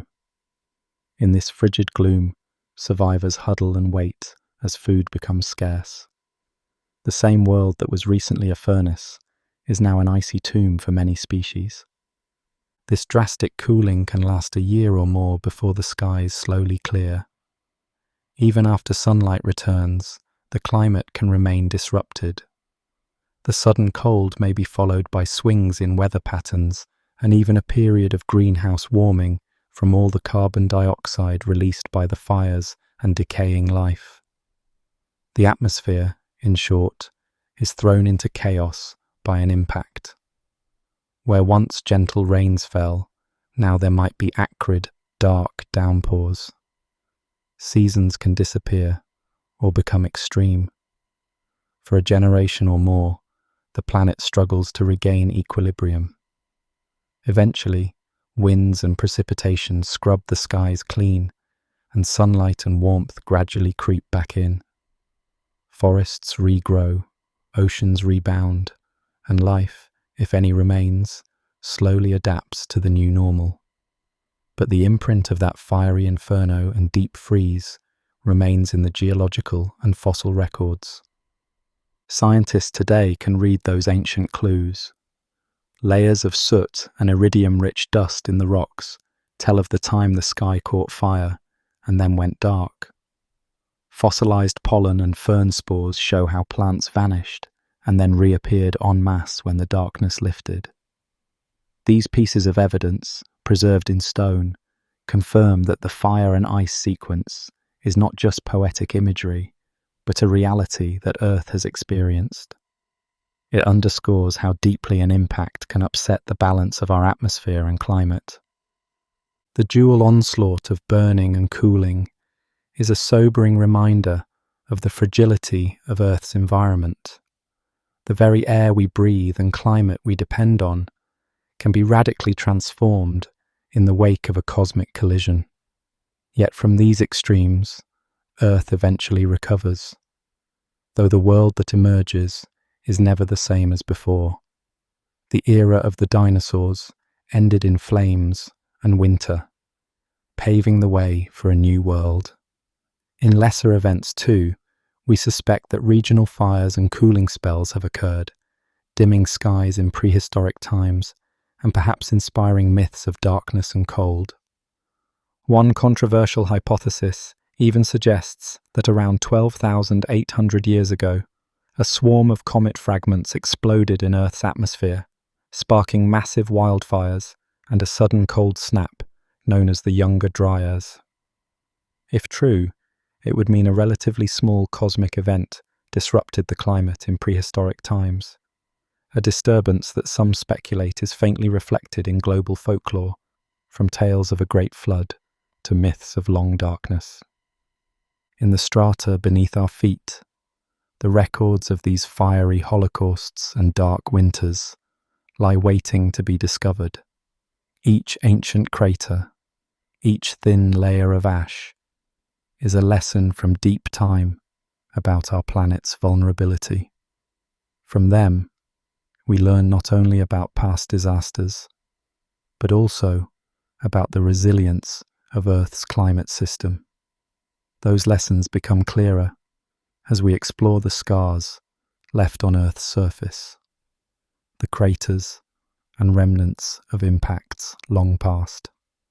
By studying these, we begin to grasp the full story of Earth's encounters with cosmic forces and what they mean for our planet's history.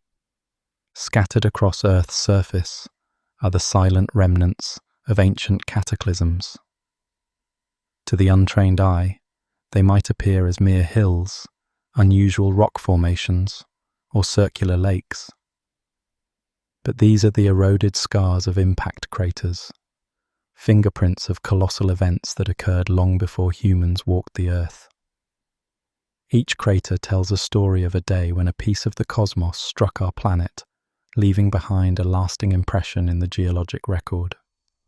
One of the largest such scars lies in South Africa, the Vredefort impact structure. Now so worn by 2 billion years of erosion that it blends into the landscape, this crater once stretched roughly 250 to 300 kilometers across. The asteroid that created it is estimated to have been over 10 kilometers in diameter, similar in size to the one that felled the dinosaurs, but impacting a much earlier Earth. At the time, life in the oceans consisted of simple organisms. There were no trees or animals on land to witness the blast. Still, the collision itself would have been beyond catastrophic. The energy released at Vredefort is almost unthinkable. A flash of light brighter than anything since, a seismic shock that would have circled the globe. Bedrock at ground zero was vaporized and melted, leaving only a deep scar that has since eroded. Though only simple life existed then, the planet's surface was irrevocably altered in that instant. Today, the only visible sign is a subtle dome of upraised rock at Vredefort, which marks the center of that ancient explosion. Half a world away, in Ontario, Canada, lies another gigantic relic, the Sudbury Basin, formed about 1.85 billion years ago, the Sudbury impact was likewise immense, leaving a crater approximately 200 kilometers wide. Over countless ages, geological processes have altered its shape, but the basin-like depression and rich mineral deposits there are telltale signs of its violent origin.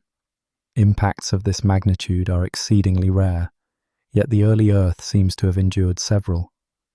These largest impacts would have devastated the entire globe, even if life at the time was only microbial. They remind us that Earth's history includes episodes far more extreme than anything humans have experienced. Many other craters, smaller but still significant, dot the planet.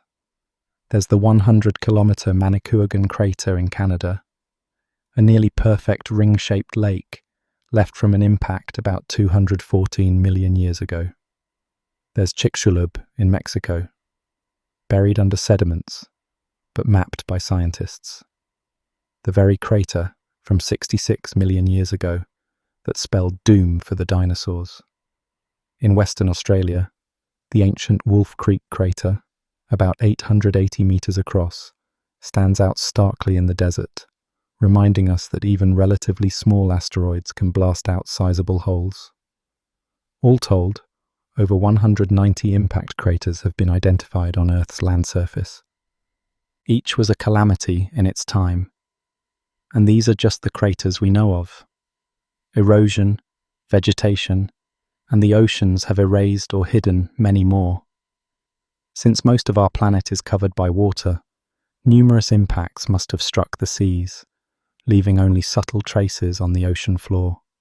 Even now, scientists occasionally discover new impact scars using satellites and drilling, underscoring that Earth's true impact history is richer than the visible scars suggest. From the distribution and dating of craters, scientists glean a sense of Earth's vulnerability. Impacts big enough to leave a 50-kilometer crater might occur on the order of tens of millions of years apart.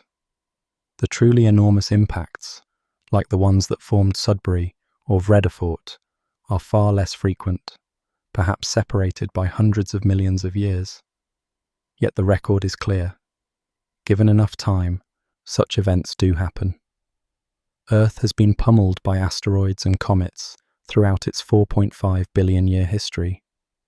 The relatively peaceful era we now live in is not the norm when viewed through the lens of geologic time.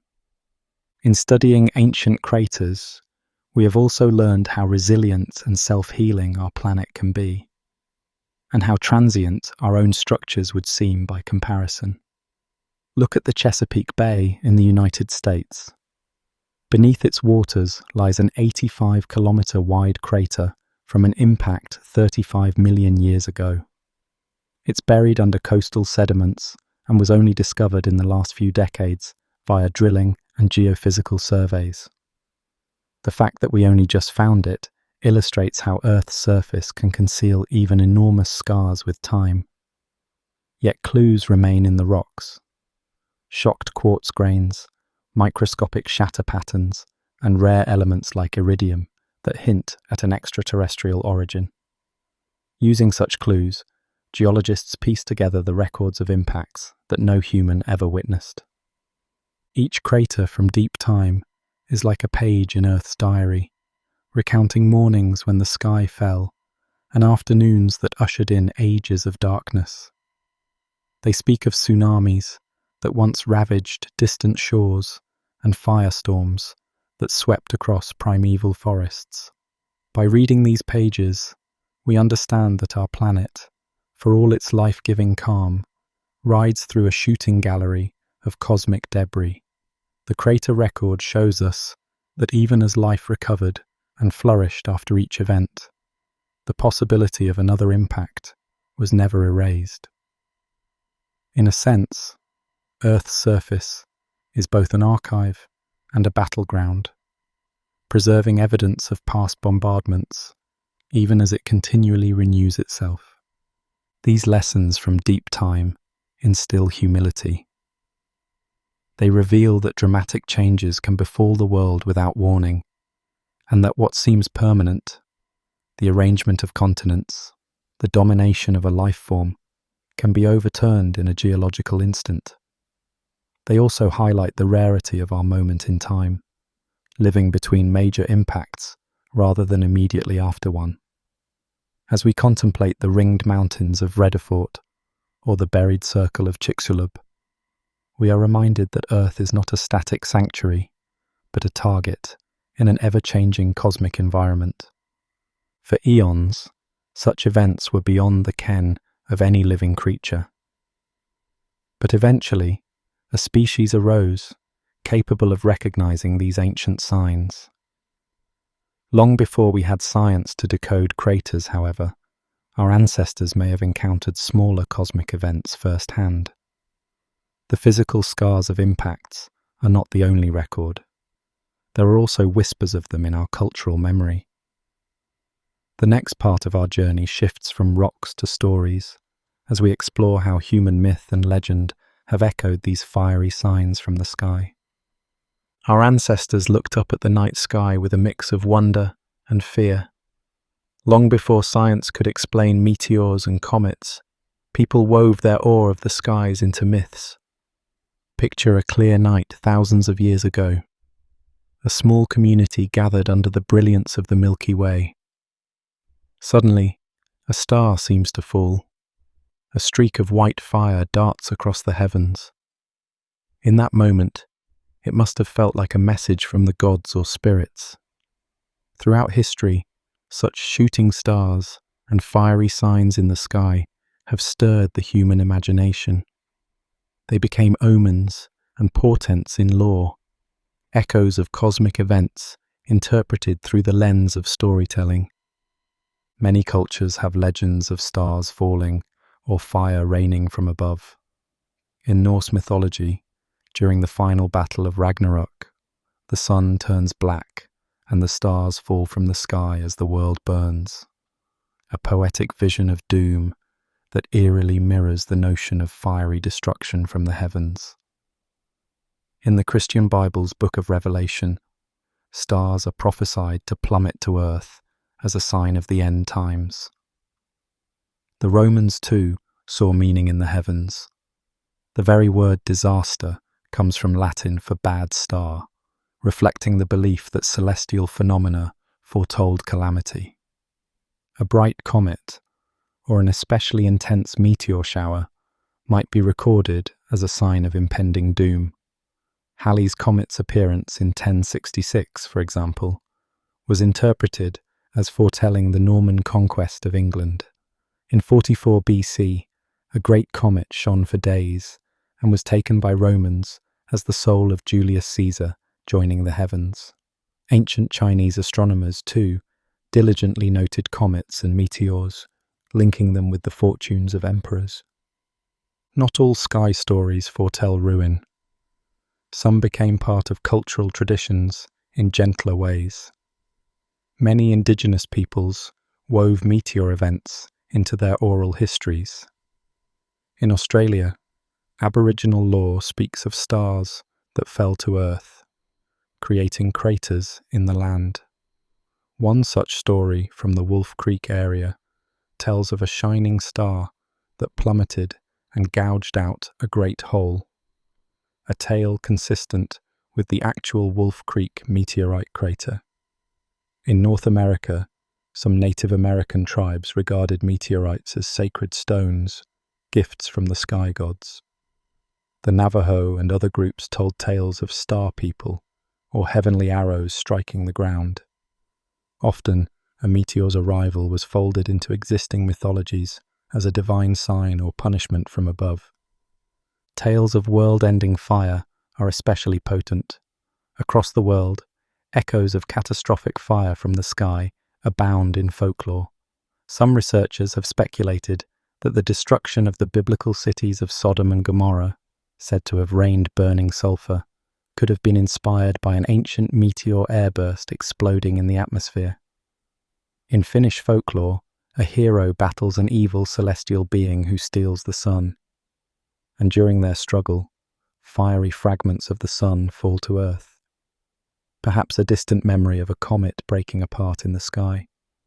Even the great flood myths, though focused on water, sometimes mentioned fire or strange omens in the heavens beforehand, hinting that dramatic celestial events might have accompanied earthly disasters. Of course, not every legend stems from a literal impact. Often the night sky simply offered a canvas for human imagination. Yet, fire from the sky and fallen stars appear in surprisingly similar forms across cultures. Comets were likened to dragons or fiery serpents in the sky, and their sudden appearance was almost always seen as portentous. Meteors, lighting up the night or booming as bolides, could easily sow panic or reverence. Some cultures developed rituals to respond to meteors. For instance, a long-standing tradition in Europe holds that one should make a wish upon a shooting star, capturing a gentler superstition from what once might have been a moment of fear. Beyond the myths and legends, we have the names. Words like meteor come from Greek for thing in the air, while comet means hairy star. Human language itself carries the imprint of how we viewed these phenomena. A meteorite that fell from the sky might become a sacred object. The black stone enshrined at Mecca is an example, believed by many to be a meteorite venerated for centuries. Similarly, ancient temples sometimes housed thunderstones or sky iron that turned out to be meteorites treated as gifts from the gods. All these threads show that cosmic visitors have never gone unnoticed. They left impressions not only in the ground, but in human culture. In the modern era, we no longer interpret a blazing meteor as an angry deity riding a chariot of fire, but we still feel a primal awe when we see one streak across the stars. Perhaps that's because we carry, deep in our collective memory, the echoes of times when the sky did indeed bring calamity. What were once viewed as divine portents, we now recognize as natural events: meteor showers, bolides exploding in the air, and comets passing by. As far-fetched as some tales sound, many likely began with a kernel of truth. All it took was a moment of real fear under a fiery sky to seed a legend. For millennia, without scientific knowledge, people could only interpret those frightening sights as omens or acts of gods. What were once viewed as divine portents, we now recognize as natural events: meteor showers, bolides exploding in the air, and comets passing by.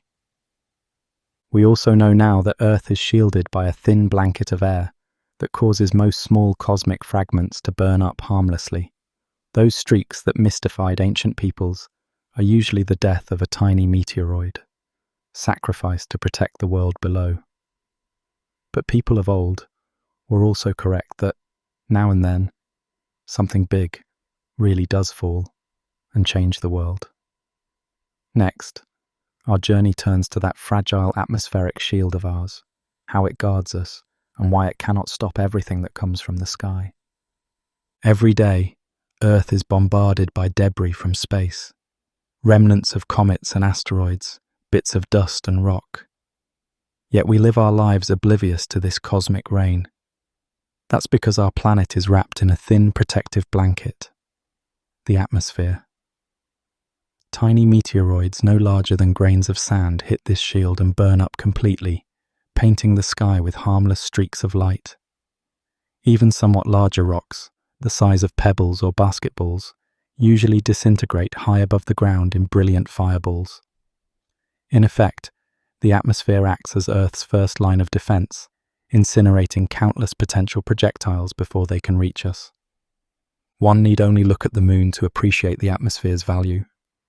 The moon's grey face is covered in craters from innumerable impacts. Without an atmosphere, every incoming meteoroid, even a small one, gouges the lunar soil. Earth, in contrast, bears far fewer scars relative to its size, thanks in large part to air, weather, and water erasing many impact marks. Our sky not only nourishes life, it also shields it. Night after night, under the spectacle of shooting stars, our ancestors watched Earth's shield at work without knowing it. But this shield has its limits. When an object of sufficient size and speed strikes the atmosphere, it can blast through or explode within it with devastating force. In 2013, for example, a meteoroid about 20 meters across entered the atmosphere over Chelyabinsk, Russia. The friction turned it into a brilliant daytime fireball, outshining the sun for a few brief seconds. Drivers on their morning commute saw the sky erupt in a white flash brighter than the sun. Moments later, a powerful boom echoed, the delayed shockwave, shattering glass all across the city. As it descended, the intense pressure and heat caused the object to explode in the air miles above the ground. The resulting shockwave shattered windows in thousands of buildings and injured over 1,000 people with flying glass. Yet, remarkably, no large pieces of the meteor hit the city. The atmosphere had torn the rock apart, sparing Chelyabinsk an even worse fate. This was not an isolated incident. In 1908, an even larger meteoroid, perhaps 50 to 60 meters wide, streaked into the morning sky over Siberia, near the Tunguska River. It, too, detonated in the upper atmosphere. Eyewitness reports from remote trading posts described a pillar of fire on the horizon and a deafening explosion. The explosion was colossal, equivalent to a massive thermonuclear bomb, and it flattened some 2,000 square kilometers of forest in an uninhabited region. In the blast's aftermath, some 80 million trees lay flattened radially on the ground, and the sky above the impact site glowed eerily at night for days. Had that Tunguska event occurred over a populated area, the destruction would have been horrific. No crater was left behind. The object never reached the ground intact. In this case, the atmosphere prevented a direct impact, but the energy released in the air was enough to do immense damage. These atmospheric explosions are sobering reminders that our protective blanket can only do so much. Rocks on the order of tens of meters across, large enough to destroy a city, can still slip through or burst above us with violent results. In 1908 and 2013, humanity got lucky. The Tunguska blast struck an empty wilderness, and the Chelyabinsk meteor broke apart just before hitting a major city. There is no guarantee that every similar visitor will be so accommodating. The larger the incoming object, the less our atmosphere can mitigate its effects. By the time a stony asteroid a few hundred meters wide plunges toward Earth, the atmosphere offers almost no resistance. Such a rock would punch through to the surface, unleashing destruction on a regional scale. Even a much smaller impactor, if especially dense or fast, can reach the ground. The Barringer meteor crater in Arizona attests to that. About 50,000 years ago, a metallic asteroid, perhaps 30 to 50 meters wide, slammed into what is now the Arizona desert. It excavated a crater over a kilometer across and hundreds of meters deep, and the explosion fireballed the surrounding area. In that case, the meteoroid's robust iron-nickel composition helped it survive passage through the atmosphere largely intact. The result was like a small nuclear detonation on the ground. Thankfully, no humans were there to witness it, but any large animals in the vicinity would have perished instantly. For truly enormous impactors, a kilometer or more in diameter, the atmosphere is practically transparent. An object that size barrels through the air like it isn't even there, only slowing ever so slightly. Fortunately, such impacts are extremely rare on human timescales. But Earth's history shows they have happened. Our atmosphere, invaluable as it is, cannot shield us from every peril from space. It is a thin veil, not an impenetrable dome. Still, for small and medium meteors, this protective layer makes all the difference. Scientists estimate that Earth accumulates tens of thousands of tons of meteoritic dust and sand-sized particles each year, almost all of which burns up harmlessly on entry. Every shooting star we see is evidence of the atmosphere doing its job. Without it, our planet's surface would be constantly pockmarked by tiny craters and peppered with debris. Life as we know it might not have thrived so safely for so long. Our atmosphere, then, is a silent guardian, turning potential disasters into light shows. But it's not a foolproof safeguard. The events at Tunguska and Chelyabinsk demonstrate that under the right circumstances, large meteors can still cause harm despite our aerial shield. And as we've explored, even bigger impacts, the kind that leave craters and alter climates, have struck Earth in the past. The evidence of those great collisions is preserved around us, in the planet's geology, in the extinction records of life, and even in the legends passed down through generations. Those records form a living archive of the violence Earth has endured, and it's to this archive that we now turn.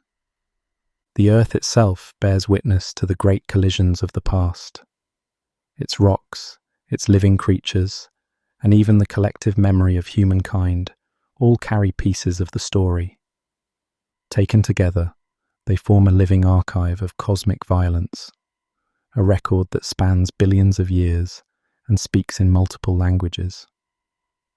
To read this archive, one must listen to fossils and craters as much as to myths and legends. Each source corroborates the others, painting a composite picture of a planet repeatedly shaped by forces from beyond. In the fossil record, we see abrupt breaks that correspond to catastrophe. For example, at the end of the Cretaceous period, a thin layer of clay enriched with iridium, an element more common in meteorites than in Earth's crust, marks the precise moment of the dinosaur's demise. Below that layer, sediments are teeming with dinosaur bones and diverse Cretaceous life. Above it, not a single dinosaur fossil is to be found, only the remnants of a transformed world. This stark boundary in the rocks is like a page in Earth's diary, recording an immense disaster.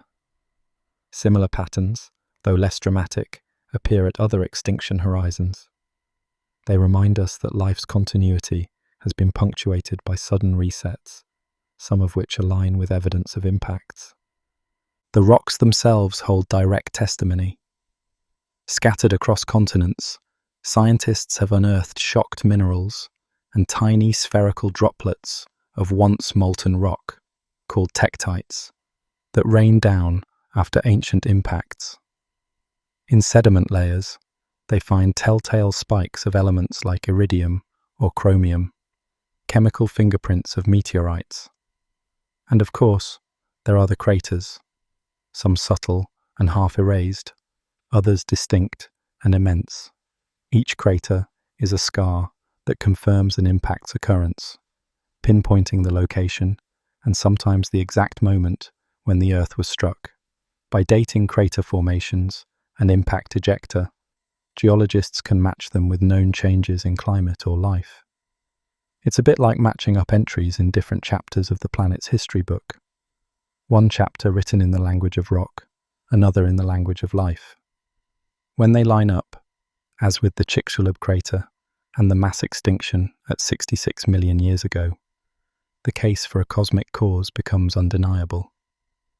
Then there are the human stories, the myths, legends, and historical accounts that, in their own way, record extraordinary events in the sky. These are the most subjective entries in the archive, coloured by imagination and culture, yet they can be surprisingly consistent with natural events. A medieval chronicle describing fire raining from the heavens might correspond to a documented meteor storm. An indigenous Australian tale of a star that fell and carved out a waterhole aligns with an actual meteorite crater at that site. These narratives, passed through generations, preserve an experiential truth, that people in the past witnessed something startling overhead. They didn't have the scientific framework to understand impacts, but through myth and metaphor, they kept the memory of those events alive. Now, with careful scholarship, we can sometimes link these oral histories with real cosmic events. This adds a human perspective to the geological record. This combined evidence, paleontological, geological, and cultural, gives us a profoundly detailed understanding of Earth's encounter with asteroids and comets. We see that impacts have been agents of both destruction and change. They have ended eras, like the age of reptiles, but indirectly paved the way for new ones, such as the age of mammals. We recognize that, far from being isolated incidents, impacts large and small pepper the timeline of our world, from its fiery infancy to the present. And we acknowledge that our ancestors, without telescopes or satellites, nonetheless felt the effects and feared the sky for good reason. Realizing that we live amid this cosmic shooting gallery can be humbling, but it also equips us with knowledge previous creatures lacked. By studying past impacts, scientists learn how our planet responds to sudden shocks and recoveries. These lessons guide our preparations for potential future encounters. Just as ancient peoples turned to myth to explain the unknown, we now use science to predict and perhaps prevent a future cosmic catastrophe. In a sense, we are fortunate that Earth provides us with this archive. The craters that remain, the layers of unusual elements, the fossil beds of vanished creatures, even the old stories of blazing skies. Together, they ensure we cannot forget what the cosmos is capable of. They whisper to us that while our world has lush forests, calm seas, and clear skies now, there have been times of fire and darkness, and there will be such times again if we do not heed the warnings. As we close this chapter of Earth's history, we carry forward the lessons gleaned from deep time and human memory. Cosmic impacts have shaped the Earth we inherited, and they will shape the one we pass on. But unlike any creatures before us, we have the awareness to see these events coming and the potential to do something about them. The archive of past impacts, in fossils, rocks, and lore, is a guidebook written in blood and stone. It tells us that the question is not if another major impact will happen, but when. Armed with the stories of yesterday, humanity today stands vigilant under the heavens, determined to use our knowledge to protect the only home we have ever known. The story of cosmic impacts is not merely a tale of the past. It is a living narrative that informs our present and our future. Each chapter we have explored, from the oceans delivered by comets to the fire and ice of asteroid winters, prepares us for what may come. With eyes on the skies and wisdom drawn from those ancient scars and stories, we move forward with vigilance. We hope that understanding these cosmic forces will grant us the power to withstand, or even prevent, the next great cosmic encounter. The moon hangs in the night sky, its pale face quietly illuminated by sunlight reflected across 250,000 miles of space. As we gaze up, we see a world frozen in time, a myriad of craters overlapping and crowding its surface. Each circular mark is a scar left by a cosmic collision long ago. Unlike Earth, which wears its age lightly under oceans and forests, the moon bears all of its history on its face, written in the language of impacts. For billions of years, asteroids and comets have pelted the moon, punching out craters of all sizes. Some are tiny dimples from pebbles of cosmic dust, while others are vast basins, hundreds of miles wide, carved by mountain-sized asteroids. Without atmosphere or weather to heal its wounds, every impact on the moon leaves a permanent record. In these silent grey plains and highlands, time stands still. The oldest craters, perhaps over 4 billion years old, remain visible, barely softened by subsequent impacts. The moon's surface is like a cosmic archive, preserving a story that Earth has largely forgotten. Our own planet was born in the same storm of collisions, but Earth's active geology and thick atmosphere have erased most traces of that violent youth. Rain, wind, and the slow creep of continents have blurred or buried the craters that once pockmarked Earth's surface. Today, only a few hundred impact craters can be found on Earth, remnants of more recent strikes, while the moon preserves millions. The disparity is striking. Gazing at the moon is like looking back in time at Earth's missing record. Every lunar crater we see, from the bright ray-splashed Tycho in the south to the dark-floored Mare Imbrium in the north, mirrors an impact that Earth too may have endured. This realization dawned on scientists when humans first walked on the moon and brought back its rocks. Those samples revealed ages far older than almost any rocks on Earth. They told of intense bombardments, billions of years past. By counting craters on different lunar surfaces, researchers pieced together a timeline of ferocious meteor storms that likely hit the Earth-Moon system together. One episode, around 4 billion years ago, scarred much of the moon's highlands with craters and created giant basins that later filled with lava to become the moon's seas. On Earth, that same barrage would have churned the oceans and melted the crust, yet virtually no trace remains here. The moon kept the score of those ancient impacts, faithfully recording what our dynamic Earth could not. Even in more recent chapters of solar system history, the moon continues to serve as Earth's chronicle. Studies of lunar craters suggest that the impact rate has not been constant over time. For example, scientists have found hints of an increase in asteroid strikes a few 100 million years ago. The moon quietly noted this uptick in its surface scars, while Earth, ever-changing, has lost much evidence of it.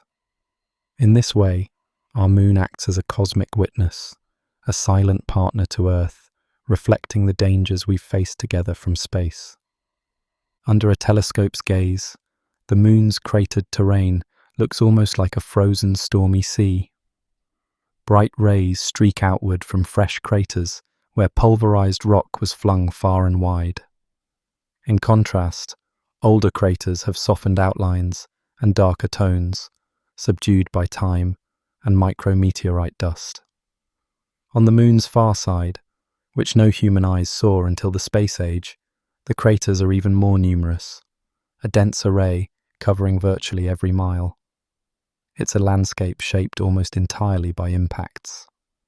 To walk across it in imagination is to tread upon the history of countless collisions, big and small. When we lift our eyes from those grey lunar craters and look further into the solar system, we discover that the moon is not unique. Other worlds bear similar scars, some even more extensively. One such world is Mercury, our sun's innermost planet. Mercury's surface, like the moon's, is a testament to ceaseless bombardment. If the face of the moon is a record of Earth's lost past, Mercury might be considered an even older volume of that record, written in countless overlapping craters and plains of shattered rock. With the moon's story in mind, we set our sights on Mercury's battered plains, where the marks of cosmic violence are written even more deeply. Mercury is a world almost entirely shaped by impacts, a small, broiling planet that bears the marks of cosmic bombardment on every acre of its surface. Circling nearest to the Sun, Mercury endures extreme conditions, searing days and frigid nights. Yet neither the blistering heat nor the endless cold can weather away its ancient craters. In the fierce sunlight, Mercury's landscape shines in shades of grey and tan, every crater casting a stark black shadow. In the darkness, the same craters lie in silent, frostless ruin, unchanged for eons. Without an atmosphere, Mercury has no wind or rain to soften the sharp edges. Its face remains raw and exposed, a timeless record of impacts much like the Moon's, only even more battered. Indeed, Mercury's appearance recalls the Moon at first glance. Both are airless, crater-saturated spheres. But Mercury's craters cover a surface that is unique, a planet with an enormous metal heart and a thin, rocky skin. Scientists suspect that in Mercury's earliest days, a titanic collision might have stripped it of much of its original rock. What remained was a dense iron core, wrapped in a relatively scant layer of crust. If true, Mercury's very composition is itself the legacy of an impact, a world whittled down by violence. As we survey Mercury's cratered plains, we might imagine that one of those countless collisions was unimaginably large, literally changing the planet's fate by peeling it down to its iron core. Even the smaller, more routine impacts have left Mercury thoroughly pockmarked. From space, we see countless overlapping craters, so many that they forge a jumbled, rolling terrain. Some regions are called intercrater plains, places where the ground seems wave-like, rippling with the remnants of innumerable ancient craters merged together. It is as though Mercury's surface was churned into a rocky sea by impacts, then frozen in place. Here and there, though, stand out the signatures of truly enormous blasts. The most famous is the Caloris Basin, a circular impact scar so vast it stretches about 1,000 miles across. Long ago, an asteroid or comet slammed into Mercury with inconceivable force, gouging out that enormous basin and sending shockwaves through the entire planet. The aftermath of the Caloris impact can still be sensed on the opposite side of Mercury. Directly across the globe from Caloris lies a region of chaotic, hilly ground, Mercury's weird terrain. There, the seismic energy from the Great Impact converged and shattered the crust into lumpy hills and deep hollows. It is as if the planet itself rang like a bell from the force of the blow. To this day, the weird terrain stands as a testament to that single colossal strike. It reminds us that Mercury, small as it is, once absorbed impacts powerful enough to reverberate through an entire world. Everywhere on Mercury, we find craters within craters, a palimpsest of collision upon collision. Some craters have bright rays of ejected dust and rock, indicating a relatively recent impact that sprayed material across hundreds of miles. Others are muted and darkened, their features softened by the accumulation of tiny micrometeoroid strikes over the ages. Mercury has seen both the cataclysms of giant asteroids and the constant peppering of space dust. Together, these events have sculpted a surface that is among the oldest and most heavily cratered in the solar system. Standing on Mercury's surface, if one could endure such a place, you would see a horizon jagged with crater rims and ancient ridges. The sky would be black, even at noon, the sun a blinding disk overhead. Underfoot, the ground would tell a story of unending bombardment. In every direction, the eye would catch circular forms overlapping and half erased by yet more circular forms. This scenery has persisted for billions of years, with very little change. Mercury is, in essence, a world of impact history, frozen in time. As we leave Mercury's scarred plains and move outward from the Sun, we pass by Earth's orbit and continue farther. We soon arrive at another world, touched deeply by cosmic violence. Mars. The red planet, cold and windswept, carries its own collection of great scars. On Mars, enormous basins and craters speak of ancient collisions that may have changed the planet's destiny. Mercury's story of impacts is one of sheer saturation, Mars's story will show how a few truly colossal impacts can reshape a world in profound ways. With Mercury behind us, we venture now to Mars and its basins, the towering relics of titanic impacts on the red planet. Mars is a world of deserts and dreams, its rusty surface marked by the ghosts of ancient impacts. Even from a distance, we can see the telltale circles pitting its surface. Though smaller than Earth, Mars bears scars from collisions on a truly grand scale. In the thin, cold Martian air, the land stretches out in shades of orange and butterscotch, dotted with craters big and small. Some of these impact sites are so vast that they dominate the planet's geography. They are not merely craters, they are gigantic basins, the footprints of titanic events early in Mars's history. The largest of these is Hellas Planitia, a colossal impact basin in Mars's southern hemisphere. Hellas is an immense bowl over 2,000 kilometers across, its floor lying deeper below Mars's average surface level than Mount Everest's height on Earth. Standing at the basin's center, one would be surrounded by a horizon that gently curves upward, the distant rim rising beyond the curve of the planet. The air pressure at the bottom of Hellas is higher than anywhere else on Mars, enough to sometimes allow thin fog or frost to form on cold mornings. This giant depression was carved out billions of years ago when an asteroid struck Mars with unimaginable force.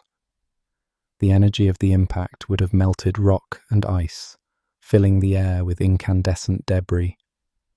In the aftermath, Hellas may have hosted a temporary lake or sea as meltwater, and possibly ancient rain pooled in its depths. Even today, Hellas influences Mars's weather, funneling winds and spawning dust storms that swirl within its walls, a lasting atmospheric imprint of that ancient cataclysm. Not far from Hellas, on the Martian globe, lies another great basin named Argaea. Smaller than Hellas, but still enormous, Argaea too was born of a massive collision. It sits like a wide bowl ringed by rugged mountains, the shattered rims of the impact. Scientists speculate that after the Argaea impact, water flowed into the basin, perhaps forming a lake the size of the Mediterranean Sea. If Mars had any life in that era, such a basin could have been a refuge, warmed by the impact's heat and filled with nutrient-rich waters.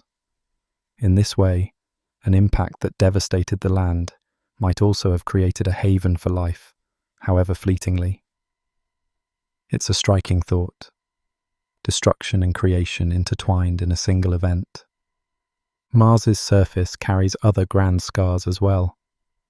Isidis Planitia, a wide, flat, circular expanse, marks another ancient impact site, so large that today it appears as a vast plain.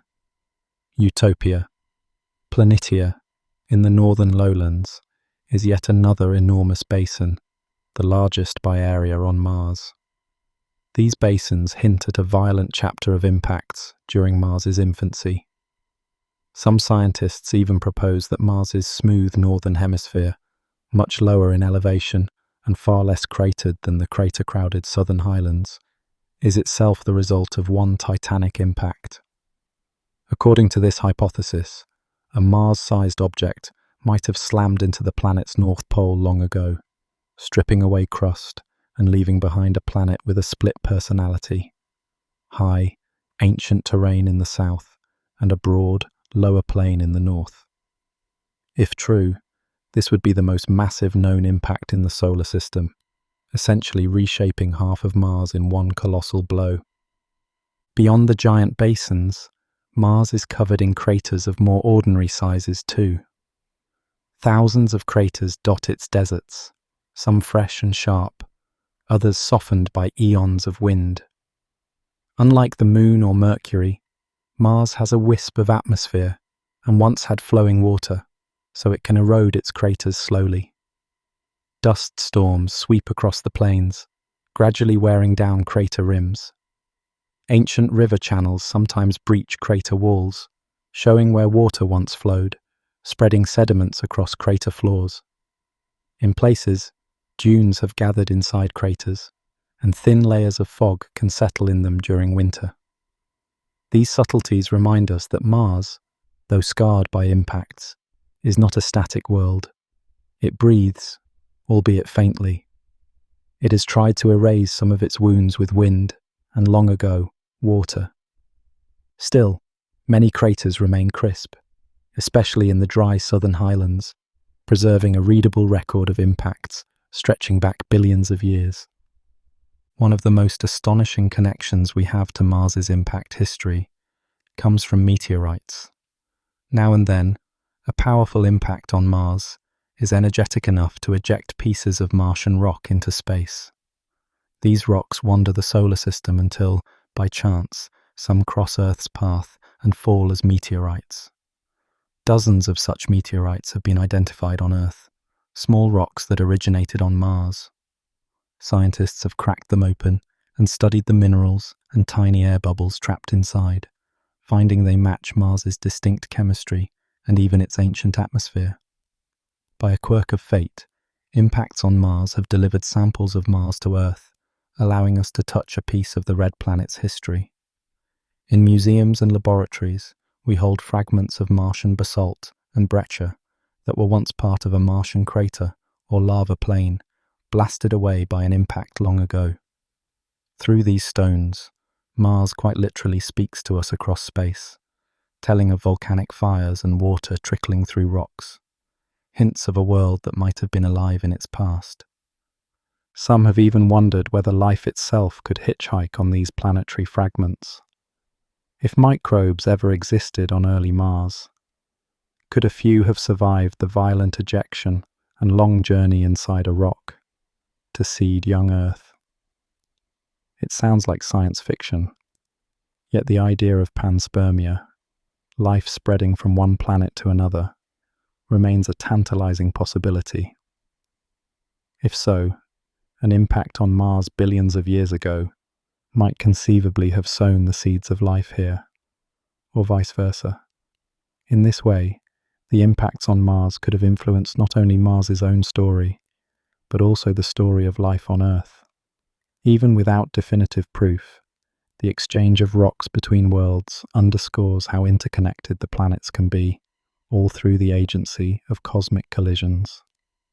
Mars, with its silent craters and dust-filled basins, shows us the enduring aftermath of impacts on a once active world.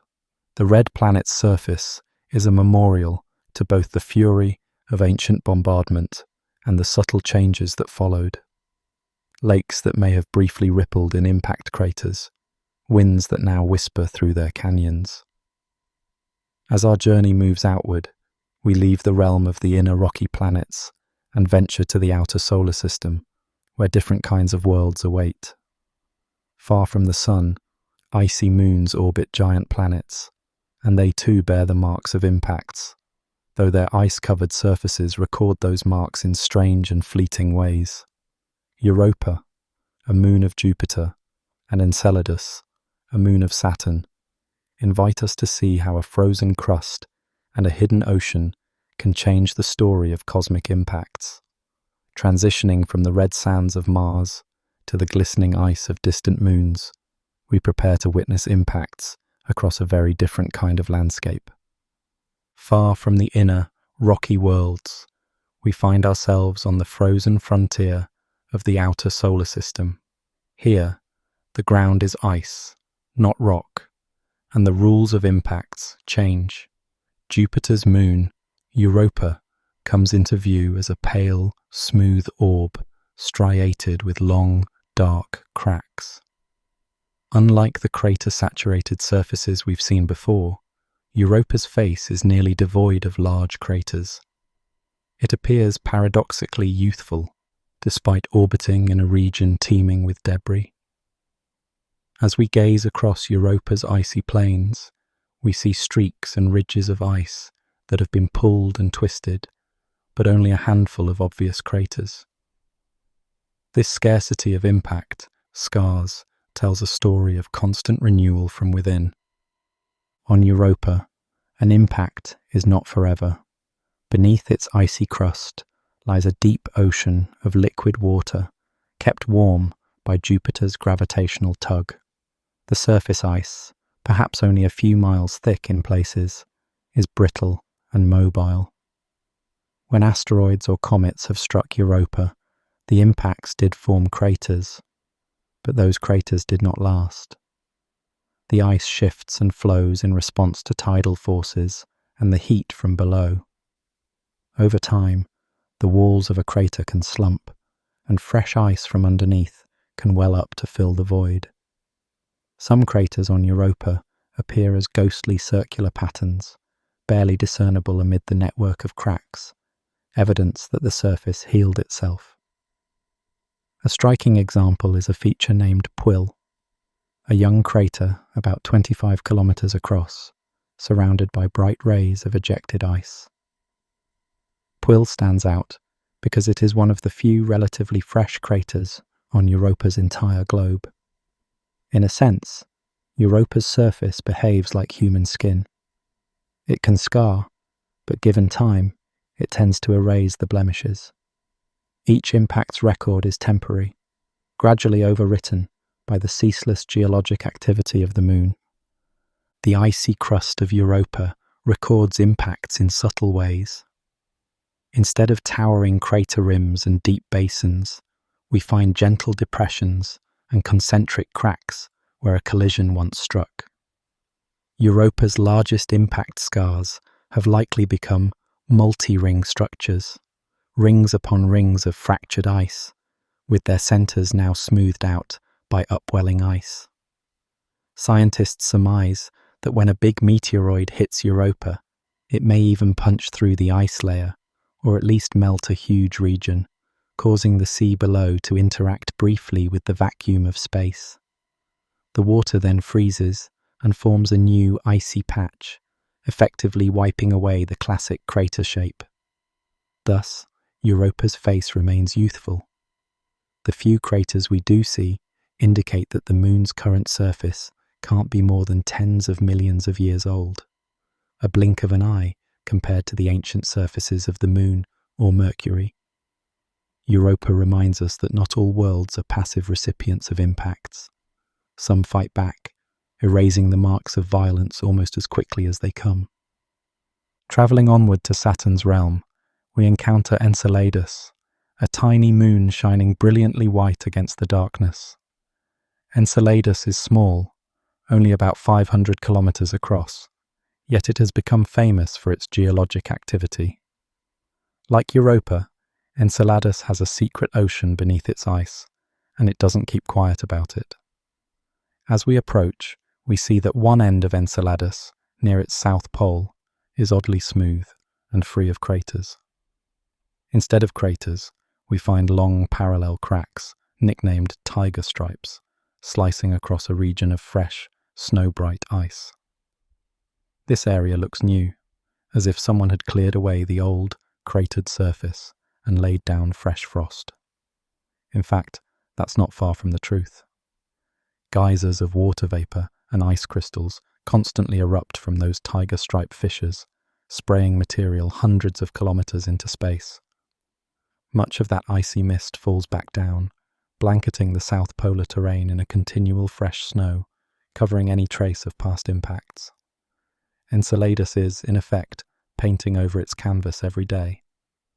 Move your gaze to other parts of Enceladus, away from the active South Pole, and you do find craters dotting the landscape. These regions are older and quieter, yet even there, the craters are often softened and mysterious. Their edges are rounded, and their floors sometimes bulge upward gently, signs that the ice has slowly relaxed and moved over time. In some places, craters look distorted by ridges or fractures that cut through them, evidence that the crust itself has been stretched or squeezed after the craters formed. Enceladus's north and mid-latitudes hold these relics of an earlier time, when the surface was not as extensively repaved. But the contrast is stark. The farther south one travels on Enceladus, the fewer craters remain.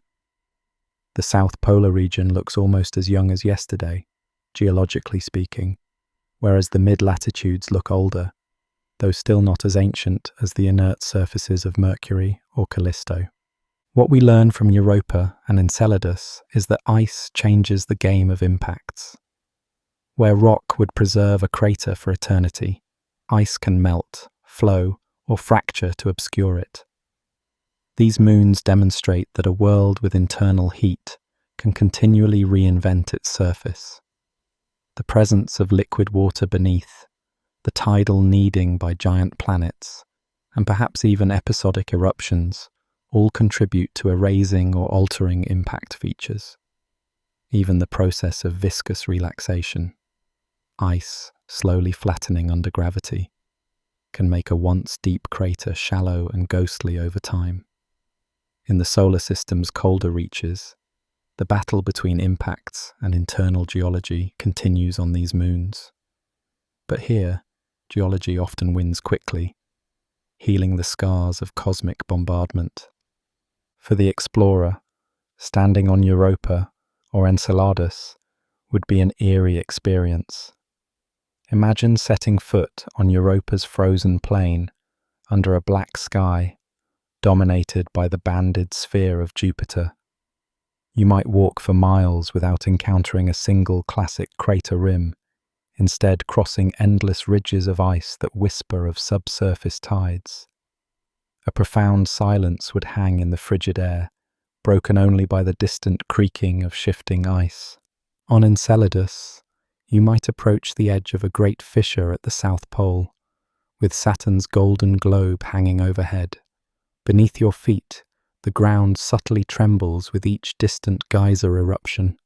The landscape around you is smooth and bright, as if renewed by a recent snowfall, and indeed it is, as Enceladus's own snow geysers continually refresh the surface. Only on the horizon, towards the moon's older regions, might you see the circular outline of an old crater or two, their forms muted by ages of creep and frost. These icy moons teach us that an impact need not be an indelible mark. Depending on where it falls, the story can be rewritten. Europa and Enceladus, in their quiet, glistening way, are doing exactly that, quietly wiping away some chapters of the cosmic story soon after they're written. Yet, the debris that pummels these moons doesn't disappear. Often, it goes on to orbit the giant planets, or falls into them. And this brings our attention to the giant planets themselves.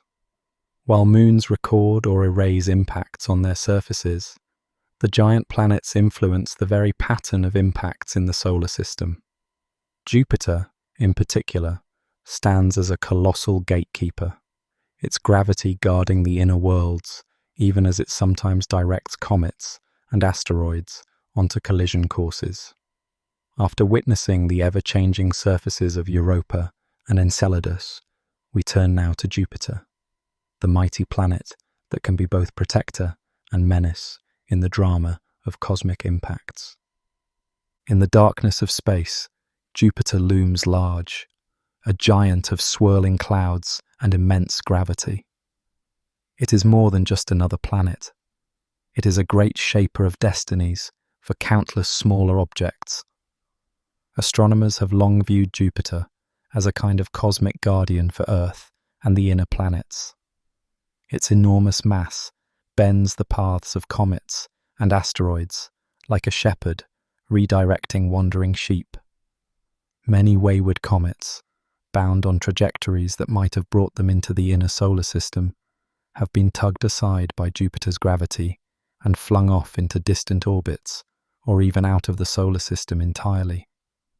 In this way, Jupiter has likely spared the inner worlds from innumerable potential collisions. One can imagine the giant planet patrolling the outer darkness, vacuuming up debris and swallowing or rerouting dangerous intruders before they ever draw near the Sun's children. Evidence of Jupiter's protective role can be seen in the population of objects around it. Jupiter is orbited by vast swarms of asteroids, the Trojan asteroids, which it holds in stable pockets ahead of and behind it in its orbit. These are pieces of the early solar system that Jupiter corralled, preventing them from roaming freely about the inner system. The main asteroid belt itself, between Mars and Jupiter, exists in part because Jupiter's powerful gravity prevented those rocks from coalescing into another planet. Instead of one more large world that could have sent debris hurtling in all directions, we have millions of smaller asteroids, largely confined to that zone.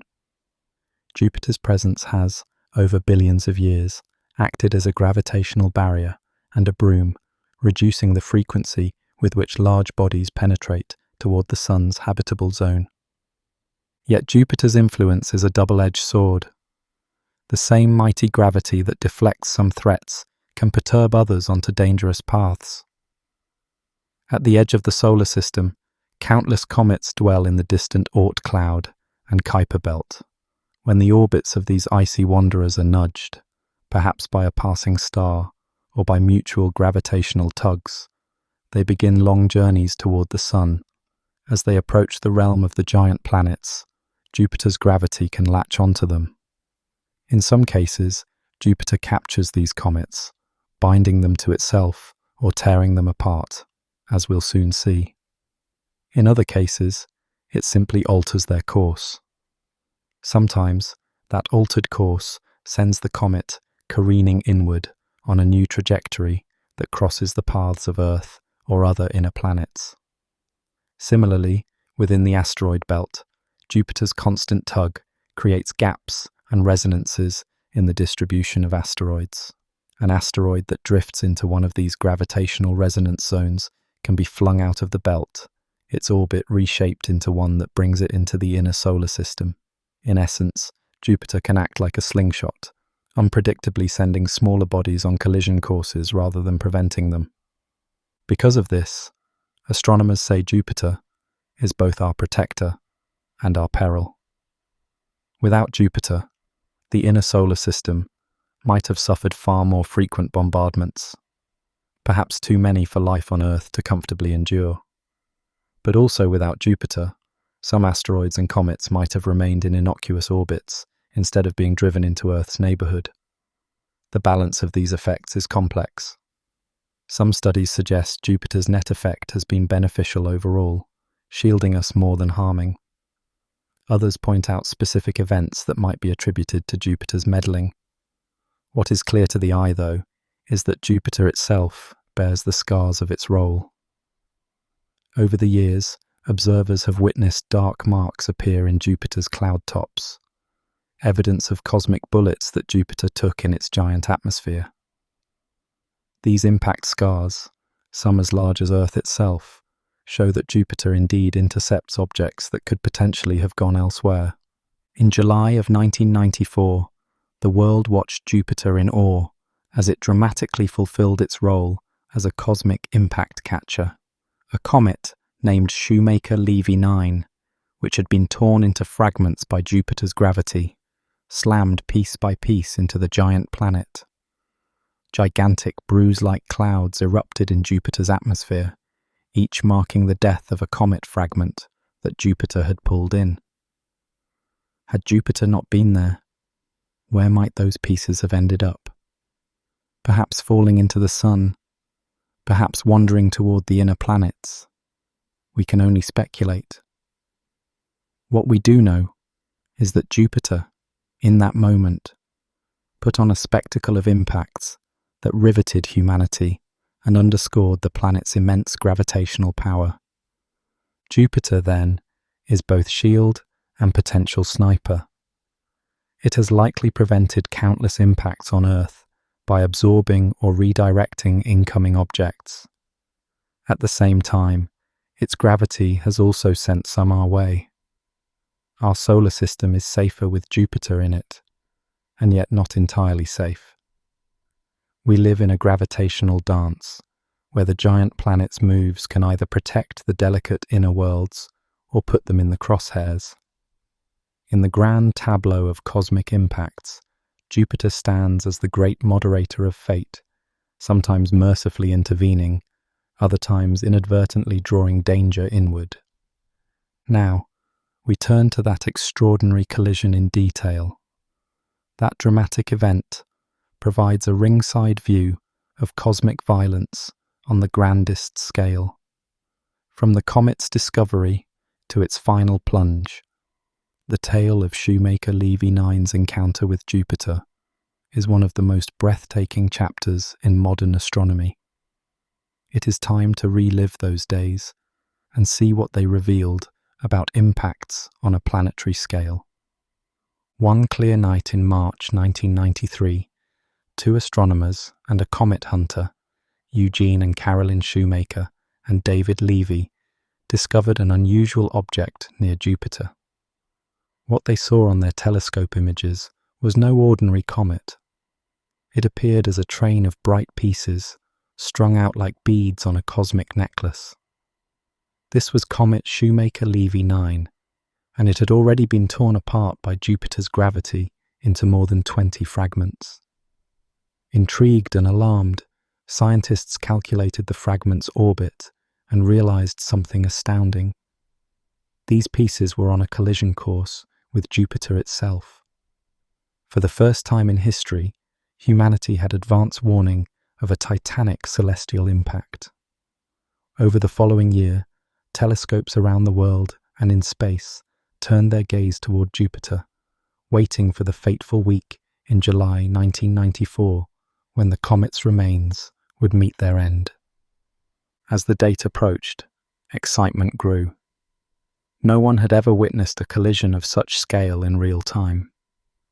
On July 16, 1994, the first fragment, labelled A, slammed into Jupiter's southern hemisphere. The impact occurred just out of direct view from Earth, but the effects quickly rotated into sight. Astronomers watching through telescopes saw a new dark blotch emerge at the edge of Jupiter's disk. It was as if a black scar had suddenly been painted onto the planet's banded clouds. That scar was the debris cloud of the explosion, rising high above Jupiter's atmosphere. In the days that followed, fragment after fragment struck, each impact on a slightly different spot along roughly the same latitude. They came in alphabetical order, from A through W, skipping some letters where fragments had dissipated. Some were small and produced only modest markings, while others unleashed colossal blasts. The largest fragment, named G, hit on July 18th with a force estimated at 6 million megatons of TNT. For a brief moment, the explosion from fragment G created a fireball that reached up above the limb of Jupiter, meaning observers on Earth actually saw a flash of light peeking over the edge of the planet. It was an almost eerie sight, a distant flare on the limb of a giant world.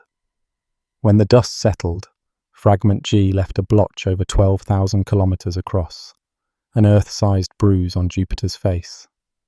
Another major piece, fragment L, struck a day later and produced an equally large dark mark.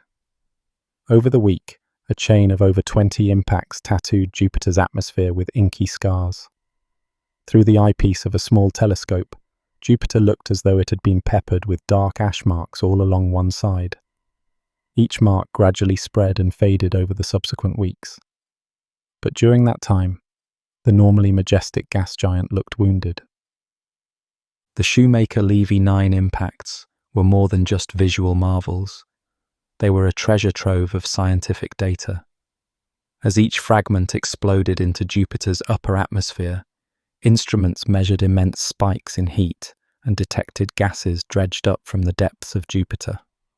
For instance, observers detected compounds like ammonia and hydrogen sulfide, chemicals normally hidden deep below Jupiter's cloud tops, thrown high into the atmosphere by the impacts. By analyzing the impact sites, scientists learned about the composition of both Jupiter and the comet itself. The collisions also drove home just how fast and energetic these cosmic events are. The fragments were traveling at roughly 60 kilometers per second relative to Jupiter. When they hit, the energy release was like detonating the world's entire nuclear arsenal many times over in a fraction of a second.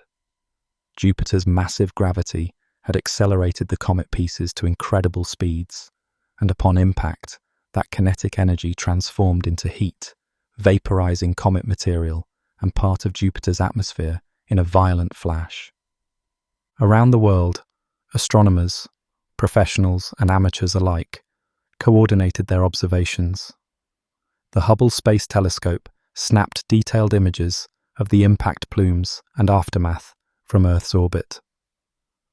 The Galileo spacecraft, then en route to Jupiter, also detected the impacts from a unique vantage point, capturing a spike in radiation as it watched fragment W hit on the night side of the planet. Taken together, these observations provided the first direct look at the physics of a giant planet impact. One striking outcome was the realization that if a similar strike happened on Earth, it would be an extinction-level event. Shoemaker-Levy 9 showed that even a comet, only a few kilometers in diameter, could unleash devastation on a planetary scale. It was a sobering and enlightening experience for humanity, highlighting both the ferocity of cosmic impacts and the protective presence of Jupiter as the largest gravitational target in our solar system. For a week in 1994, people all over Earth tuned in to the drama unfolding at Jupiter. Newspapers carried images of the impact scars. Television news reported on the comet crash in space. It captured the public imagination that something so cataclysmic could be predicted and observed. Eugene Shoemaker, one of the co-discoverers, remarked that it was like witnessing a shotgun blast to Jupiter. In a sense, Jupiter sacrificed a bit of its pristine appearance to shield the rest of the solar system from this wandering comet. Had Jupiter not captured Shoemaker-Levy 9, the comet might have continued wandering the solar system, perhaps for millennia. And who can say if one day it might have threatened another planet? The spectacle of its destruction was a vivid demonstration of Jupiter's role as a cosmic shield, but also a reminder that gravity can draw destruction inward as well. In the aftermath of the event, as Jupiter's scars slowly dissipated, the scientific community and the public reflected on what they had seen. Here was proof that dramatic collisions still happen in our solar system, not just in the distant past. It had been 65 million years since a comparable impact, the one that struck Earth and ended the age of the dinosaurs. But Shoemaker-Levy 9 showed that the cosmic billiards game continues. It was a wake-up call, spurring new interest in finding and tracking near-Earth objects. If a chain of comet fragments could devastate a giant like Jupiter, we realized, we had better understand what could happen closer to home. Shoemaker-Levy 9's crash into Jupiter remains one of the most remarkable astronomical events ever witnessed. It was the solar system's great cosmic fireworks show, not in sparks of light, but in slow-motion bruises appearing on a colossal canvas. For those who observed it, there was a humbling sense of scale. Jupiter, the largest planet, absorbing blows that would annihilate our world, and doing so almost casually, with only dark blemishes to show for it. The event underscored the dynamic, sometimes violent nature of our solar system. It was a stark reminder that the planets and moons we explore have been shaped by similar impacts for eons, and that even today, the solar system is not a static place, but an active environment where gravity and chance can intersect with explosive results. Now, with the image of Jupiter's scarred face still in mind, we journey farther outward, beyond the realm of the giant planets, out in the Kuiper Belt and the distant reaches of the solar system. Numerous worlds, from Pluto and its moon Charon to a myriad of smaller icy bodies, bear their own impact records. These distant worlds preserve clues to the collisions that have occurred in the cold, outermost regions of our Sun's family. It's time to venture to the edges of the solar system and see the craters and scars etched on those remote frontier worlds. Beyond Neptune's orbit lies the Kuiper Belt, a distant region of icy, rocky bodies orbiting in the cold twilight of the solar system. Here, sunlight is weak and the temperatures are frigid. But the story of impacts continues. Among the worlds of this remote frontier is Pluto, once counted as the 9th planet, and now recognized as a king of the Kuiper Belt. When NASA's New Horizons spacecraft flew past Pluto in 2015, it revealed a surprisingly complex and varied landscape. Part of Pluto's surface, a bright, heart-shaped plain called Sputnik Planitia, was found to be almost completely free of craters. This smooth expanse of nitrogen ice is constantly renewed by slow convection and perhaps even refreezing from a subsurface ocean, erasing any scars that might have once pockmarked it. But elsewhere on Pluto, especially in the darker, older terrains, craters abound. There are deep, ancient basins and smaller craters scattered across rust-coloured highlands. These tell of a long history of collisions in Pluto's past, recording the time when stray Kuiper Belt objects smacked into its surface over billions of years. One particularly large feature on Pluto is a vast depression that forms the western lobe of its heart-shaped region. Scientists suspect this basin may itself be the remnant of a giant impact, perhaps a collision so powerful it nearly shattered Pluto. If true, that impact could have blasted away a huge portion of Pluto's crust. In the aftermath, the basin might have filled with ice from within, creating the smooth heart we see today in Sputnik Planitia. While the evidence is still being studied, Pluto's contrasting faces, one young and uncratered, the other ancient and heavily cratered, give us a window into how geological activity and impacts compete even on small distant worlds. Not far from Pluto orbits its largest moon, Charon, which is about half Pluto's size. Charon presents a different record. New Horizons images show Charon's surface is covered in craters, especially in its southern hemisphere. Unlike Pluto, Charon shows no vast, smooth plains. Its geology is more static, so the craters remain. Charon's mottled grey surface bears the marks of countless impacts, big and small. There are craters tens of kilometers across, with ray systems splashed around them, indicating relatively fresh strikes in the moon's past. Near Charon's north pole, a dark reddish cap, informally called Mordor Macula, has fewer craters, perhaps because a coating of material, possibly captured from Pluto, has partially buried the older scars. Still, even there, the ghosts of impact craters peek through. Charon stands as a testament to what Pluto might look like without its internal renewal, a frozen, crater-saturated world, preserving billions of years of bombardment history. Pluto and Charon are not alone in bearing witness to outer solar system impacts. Neptune's moon, Triton, is another distant world with a story to tell. Triton is unique. It orbits Neptune backward, opposite to Neptune's rotation, and is thought to be a captured Kuiper Belt object.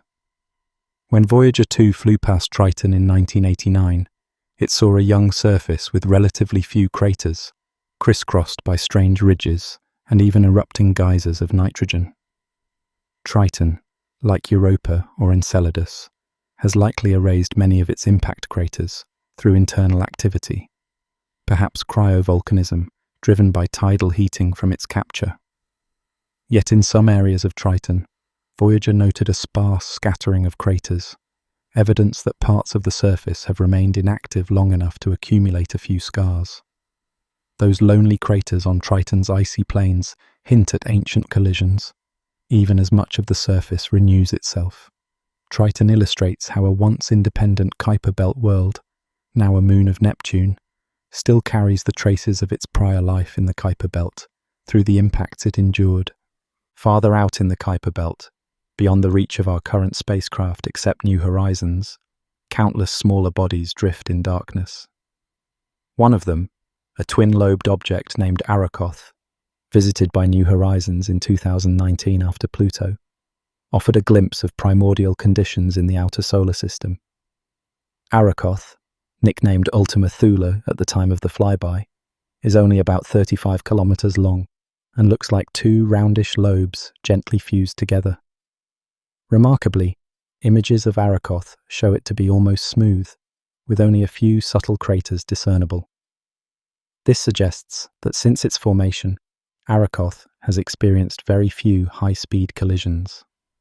In the Kuiper belt, where orbital speeds can be lower and distances vast, small objects might combine gently, as Arakoth's very shape attests, having likely formed from a slow merger of two bodies. Its lack of cratering paints a picture of a quiet existence at the solar system's edge, where the chance of significant impacts is low once initial formation is done. Arakoth is like a time capsule from the era of planet formation, showing us what a body looks like when it avoids violent encounters for billions of years.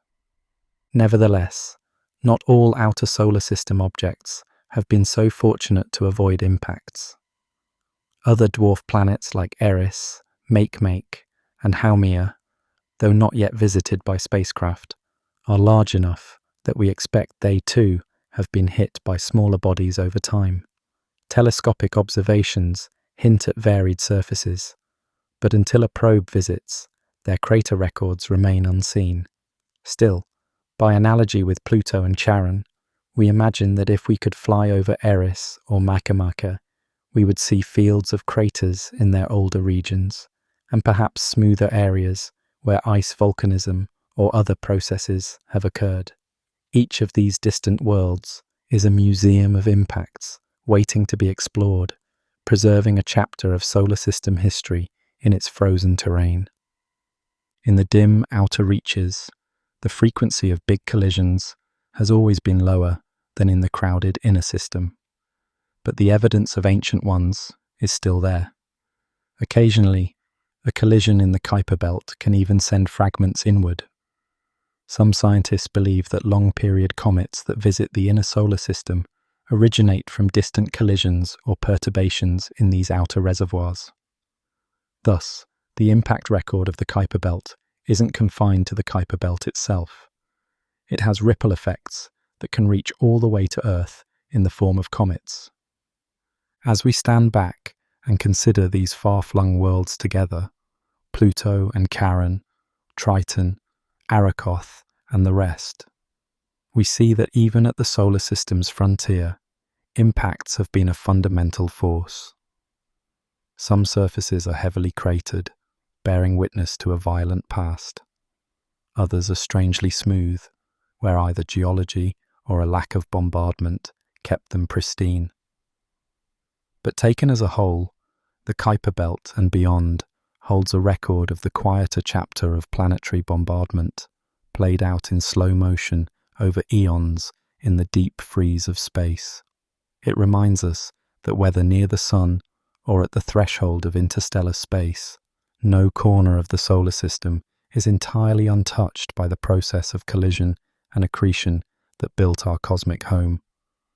Our exploration has now taken us from the heavily cratered Moon and Mercury to the distant, icy worlds on the fringe of the Sun's domain.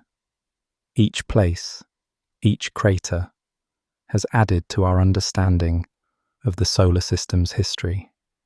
In the next section, we step back to look at this grand collection of impact scars as a whole. We will see how the entire solar system serves as a museum of craters and collision remnants, preserving the story of how planets were shaped through time. Across the breadth of the solar system, from Mercury's scorched plains to Pluto's icy mountains, we have seen that impacts have left their mark everywhere. It is as if each world is an exhibit in a great cosmic museum, each crater a story etched in its surface. Taken together, these impact scars allow us to read the history of our planetary neighborhood. Scientists, acting as cosmic historians, piece together timelines of events by comparing the cratering on different worlds. The density and distribution of craters become like the pages of a history book. Densely cratered landscapes speak of ancient epochs of heavy bombardment, while smoother, less cratered areas indicate geologic youth or renewal. One of the greatest insights gleaned from this planetary museum is the concept of the late heavy bombardment.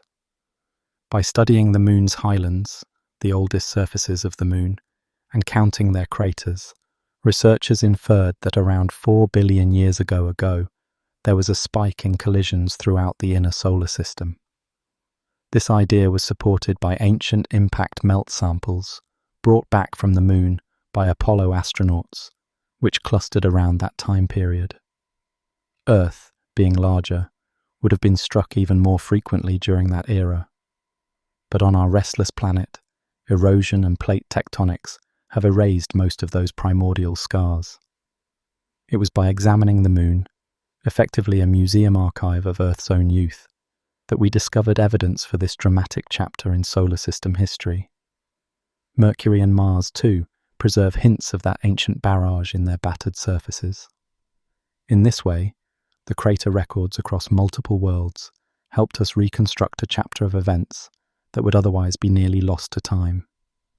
The comparative approach is key.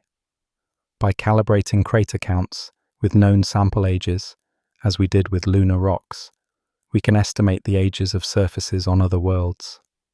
For example, we have never brought back rocks from Mercury or from the icy moons of Jupiter, but we can still say which areas are older or younger by comparing their cratering to the moon's reference timeline. A heavily cratered plain on Mercury is likely as old as the moon's highlands, whereas a nearly crater-free patch on Europa must be extremely young by solar system standards. Thus, the Solar System's Museum of Craters allows us to date events on worlds we have yet to touch directly. Every new spacecraft that maps a planet or moon adds to this grand collection of data. The more surfaces we catalogue, the more clearly we see patterns emerging in time and space. One striking pattern is how the intensity of impacts declined after the early tumultuous years of planet formation. The museum shows a progression. Almost every solid body bears innumerable craters older than 3 or 4 billion years. But large, relatively fresh craters are rarer and more isolated in time. In the museum metaphor, it's as though most of the exhibits, the big basins and multi-ringed craters, belong to an ancient wing of the museum, whereas the newer wing, representing the last few 100 million years, has far fewer displays. Earth's own visible craters mostly come from this recent collection, the past few 100 million years, because older ones have been removed. But on the Moon or Mercury, one can still stroll through the grand hall of the late heavy bombardment, seeing relics of that far-off epoch preserved in stone. This museum of impacts also underscores the interconnectedness of planetary history. An event on one world can cast echoes on another. We saw that concept when examining lunar craters to understand Earth's impact rate, or when considering that a collision in the distant Kuiper belt might send a comet towards Earth. The craters in this cosmic museum are not isolated. They are part of a larger narrative of a solar system evolving. A giant impact on Mars may fling rocks that land on Earth as meteorites, putting a piece of Martian history in terrestrial museums. The asteroid belt, with its shattered remnants and cratered asteroids like Vesta, holds clues to events that affected all the inner planets. By studying a meteorite in our laboratory, say, a fragment from Vesta ejected by an impact, we add a piece to the solar system's historical puzzle. Wandering through this metaphoric museum, We also notice the diversity of impact outcomes. Some exhibits show destruction leading to creation. The Moon itself, likely formed by a titanic impact with the early Earth, stands as a tangible example in our night sky of creative violence. Another exhibit might be Jupiter's retinue of captured comets and asteroids, illustrating how a giant planet's gravity can sculpt the distribution of potential impactors, a subtle influence visible only when we look at the solar system as a whole. Each world's craters, taken together, inform not just that world's story, but feed into a grand, interconnected chronicle of how our little corner of the galaxy took shape. Ultimately, viewing the solar system as a museum of impacts changes our perspective. We come to realize that these craters are more than random scars. They are records of the trials and upheavals that planets and moons have faced. They tell of periods of intense violence and of long, quiet lulls. They speak of the ingredients delivered, perhaps a comet impact delivering water to a parched young Earth, or an asteroid delivering metals to the moon's crust. They also remind us of contingency. If events had played out slightly differently, if one more large asteroid had struck Earth at a certain time, the history of life here might have been very different. In a real sense, we owe our existence to the particular pattern of impacts Earth experienced and survived in its past. Now, after surveying the museum's many halls, we prepare to contemplate the broader meaning of what we've seen.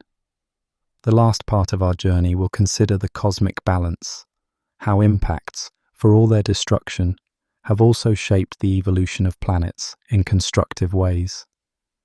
We will reflect on the double-edged nature of these collisions, bringers of both catastrophe and opportunity. It's time to leave the museum of the past and step into a more philosophical gallery, where we ponder how cosmic impacts influence the trajectory of worlds and life itself, everywhere in the universe. The saga of cosmic impacts is a story of both destruction and creation. On one hand, we see the catastrophic power of collisions. Entire species wiped out in an afternoon, landscapes blasted and melted, atmospheres shrouded in dust. On the other hand, we find that these same violent events have paved the way for new beginnings. This dual nature, the cosmic balance, has shaped the evolution of planets and life in profound ways. In reflecting on all we have explored, we recognize that without impacts, the solar system as we know it would not exist, and neither would we. Yet with too many or ill-timed impacts, our Earth might have remained a barren rock. The balance is delicate. Consider the very formation of the planets. In the young solar system, countless embryonic worlds, planetesimals, orbited the Sun, and through repeated impacts, they merged into the planets we know. Earth itself grew by accretion of smaller bodies, each impact adding mass and energy. In those formative years, collisions were constructive, building up the architecture of our solar system. But they could also be destructive. Many early protoplanets were shattered or absorbed in the process. Our moon is likely the product of a titanic collision between the proto-Earth and a Mars-sized body. In that single violent act, our young planet was nearly destroyed. Yet from the debris emerged the moon, which would later stabilize Earth's tilt and perhaps nurture the conditions for life. Here, an impact both annihilated and created, a stark example of cosmic balance. Impacts have been agents of change, driving biological evolution as well. The Earth's fossil record shows long periods of gradual evolution punctuated by sudden mass extinctions. At least one of these great die-offs, the end Cretaceous extinction 66 million years ago, was caused by the impact of a roughly 10-kilometer wide asteroid. In an instant, that collision ended the age of the dinosaurs, an incredibly destructive outcome for life up to that point. Yet, In the aftermath, new opportunities arose. Mammals, which had lived in the dinosaurs' shadow, diversified and flourished once their giant competitors were gone. Ultimately, that paved the way for humans and the world we know. Had that asteroid missed Earth, intelligent dinosaurs might roam a very different planet, and humans might never have evolved. Thus, an impact reset the trajectory of life's evolution, ending one dominance and enabling another. It's a somber thought that our very existence may hinge on a single random collision long ago. Impacts may also have delivered crucial ingredients for life. Some theories suggest that comets and carbon-rich asteroids brought water and organic molecules to the early Earth, seeding our planet with the materials that would later assemble into living organisms. If true, then collisions were not just setbacks for life, but prerequisites. Those deliveries would have occurred during the heavy bombardments of the young solar system, a time of chaos that, paradoxically, might have planted the seeds of order and biology. Even today, we observe that some meteorites contain amino acids and other complex organic compounds. It's tantalizing to imagine a comet splashing into Earth's primeval oceans, fortifying the broth with new chemical potential. Here again is the two-faced nature of cosmic impacts, a devastating bombardment that boiled oceans and scorched skies, yet possibly also the source of Earth's water and life's building blocks. The balance extends beyond Earth. Mars, for example, might have been very hospitable to life in its early youth. It had flowing water and a thicker atmosphere. Some scientists wonder if life may have started on Mars and then travelled to Earth on ejecta, blasted out by impacts, the panspermia hypothesis. We know that Martian meteorites have indeed landed on Earth. If even a few hardy microbes could hitch a ride across space, an impact on one world could effectively seed another. While unproven, this idea underscores how impacts link the destinies of planets. They can extinguish life, but conceivably, they can also transplant it. A cosmic gardener pruning in one place and sowing in another. On grander scales, giant impacts have shaped the very orientation and climates of worlds. Uranus was knocked onto its side by a colossal impact long ago, giving it extreme seasons. Mercury's enormous iron core relative to its size might be the result of a mega collision stripping away much of its rock. Venus's slow retrograde rotation could be the cumulative result of many lesser hits or one big one. Each planet's unique quirks, tilt, rotation, composition, often whisper of some ancient collision. These qualities, in turn, influence whether a planet could harbour life or what kind of environment it has. Earth's sizable moon, born of a collision, stabilises our axial tilt, preventing wild climate swings. That stability has been argued to aid the development of complex life. Were it not for the moon, our cosmic companion forged in fire, Earth's climate might have been far more erratic, perhaps hindering the emergence of humans. It is humbling to realise how interconnected these factors are. The moon exists because of an impact, and we perhaps exist because of the moon. As we weigh this cosmic balance, we see that impacts are neither purely destructive nor purely beneficial. They are catalysts of change. Over the eons, they have created as often as they have destroyed. In the solar system's youth, they built up planets while also carving out moons. During planetary middle age, they could extinguish flourishing life, but also set the stage for new life forms. And today, in the solar system's relative calm maturity, impacts are rarer, but still possible, capable of great destruction, yes, but also perhaps ensuring that evolution never stagnates completely. For humanity, recognizing this balance is more than an academic exercise. It's a call to awareness. We live at the mercy of the cosmos, beneficiaries of its past generosity in delivering us a habitable world, and survivors of its past catastrophes. The very rarity of large impacts in our epoch is part of why civilization could develop, a fortunate respite in which we've been able to thrive. Now, with knowledge gleaned from our planetary neighbours, we know that the threat is not gone forever. But unlike the dinosaurs, we have the ability to foresee and potentially prevent the next great impact event, tipping the scales of this cosmic balance slightly in our favour. Looking up at the night sky, we can feel awe that our solar system, born in violence, has achieved such harmony that nights are tranquil and safe. Yet every shooting star is a tiny reminder of the material still roaming out there. Cosmic impacts have moulded our past and will inevitably shape our future. In understanding their dual role, we find a profound truth. Creation and destruction in nature are often two sides of the same coin.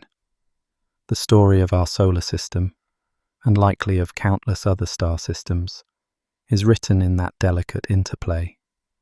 As we conclude our journey through cosmic impacts, we carry this perspective with us, that we are the products of a long history of violence and renewal, living proof of the creative balance of the cosmos.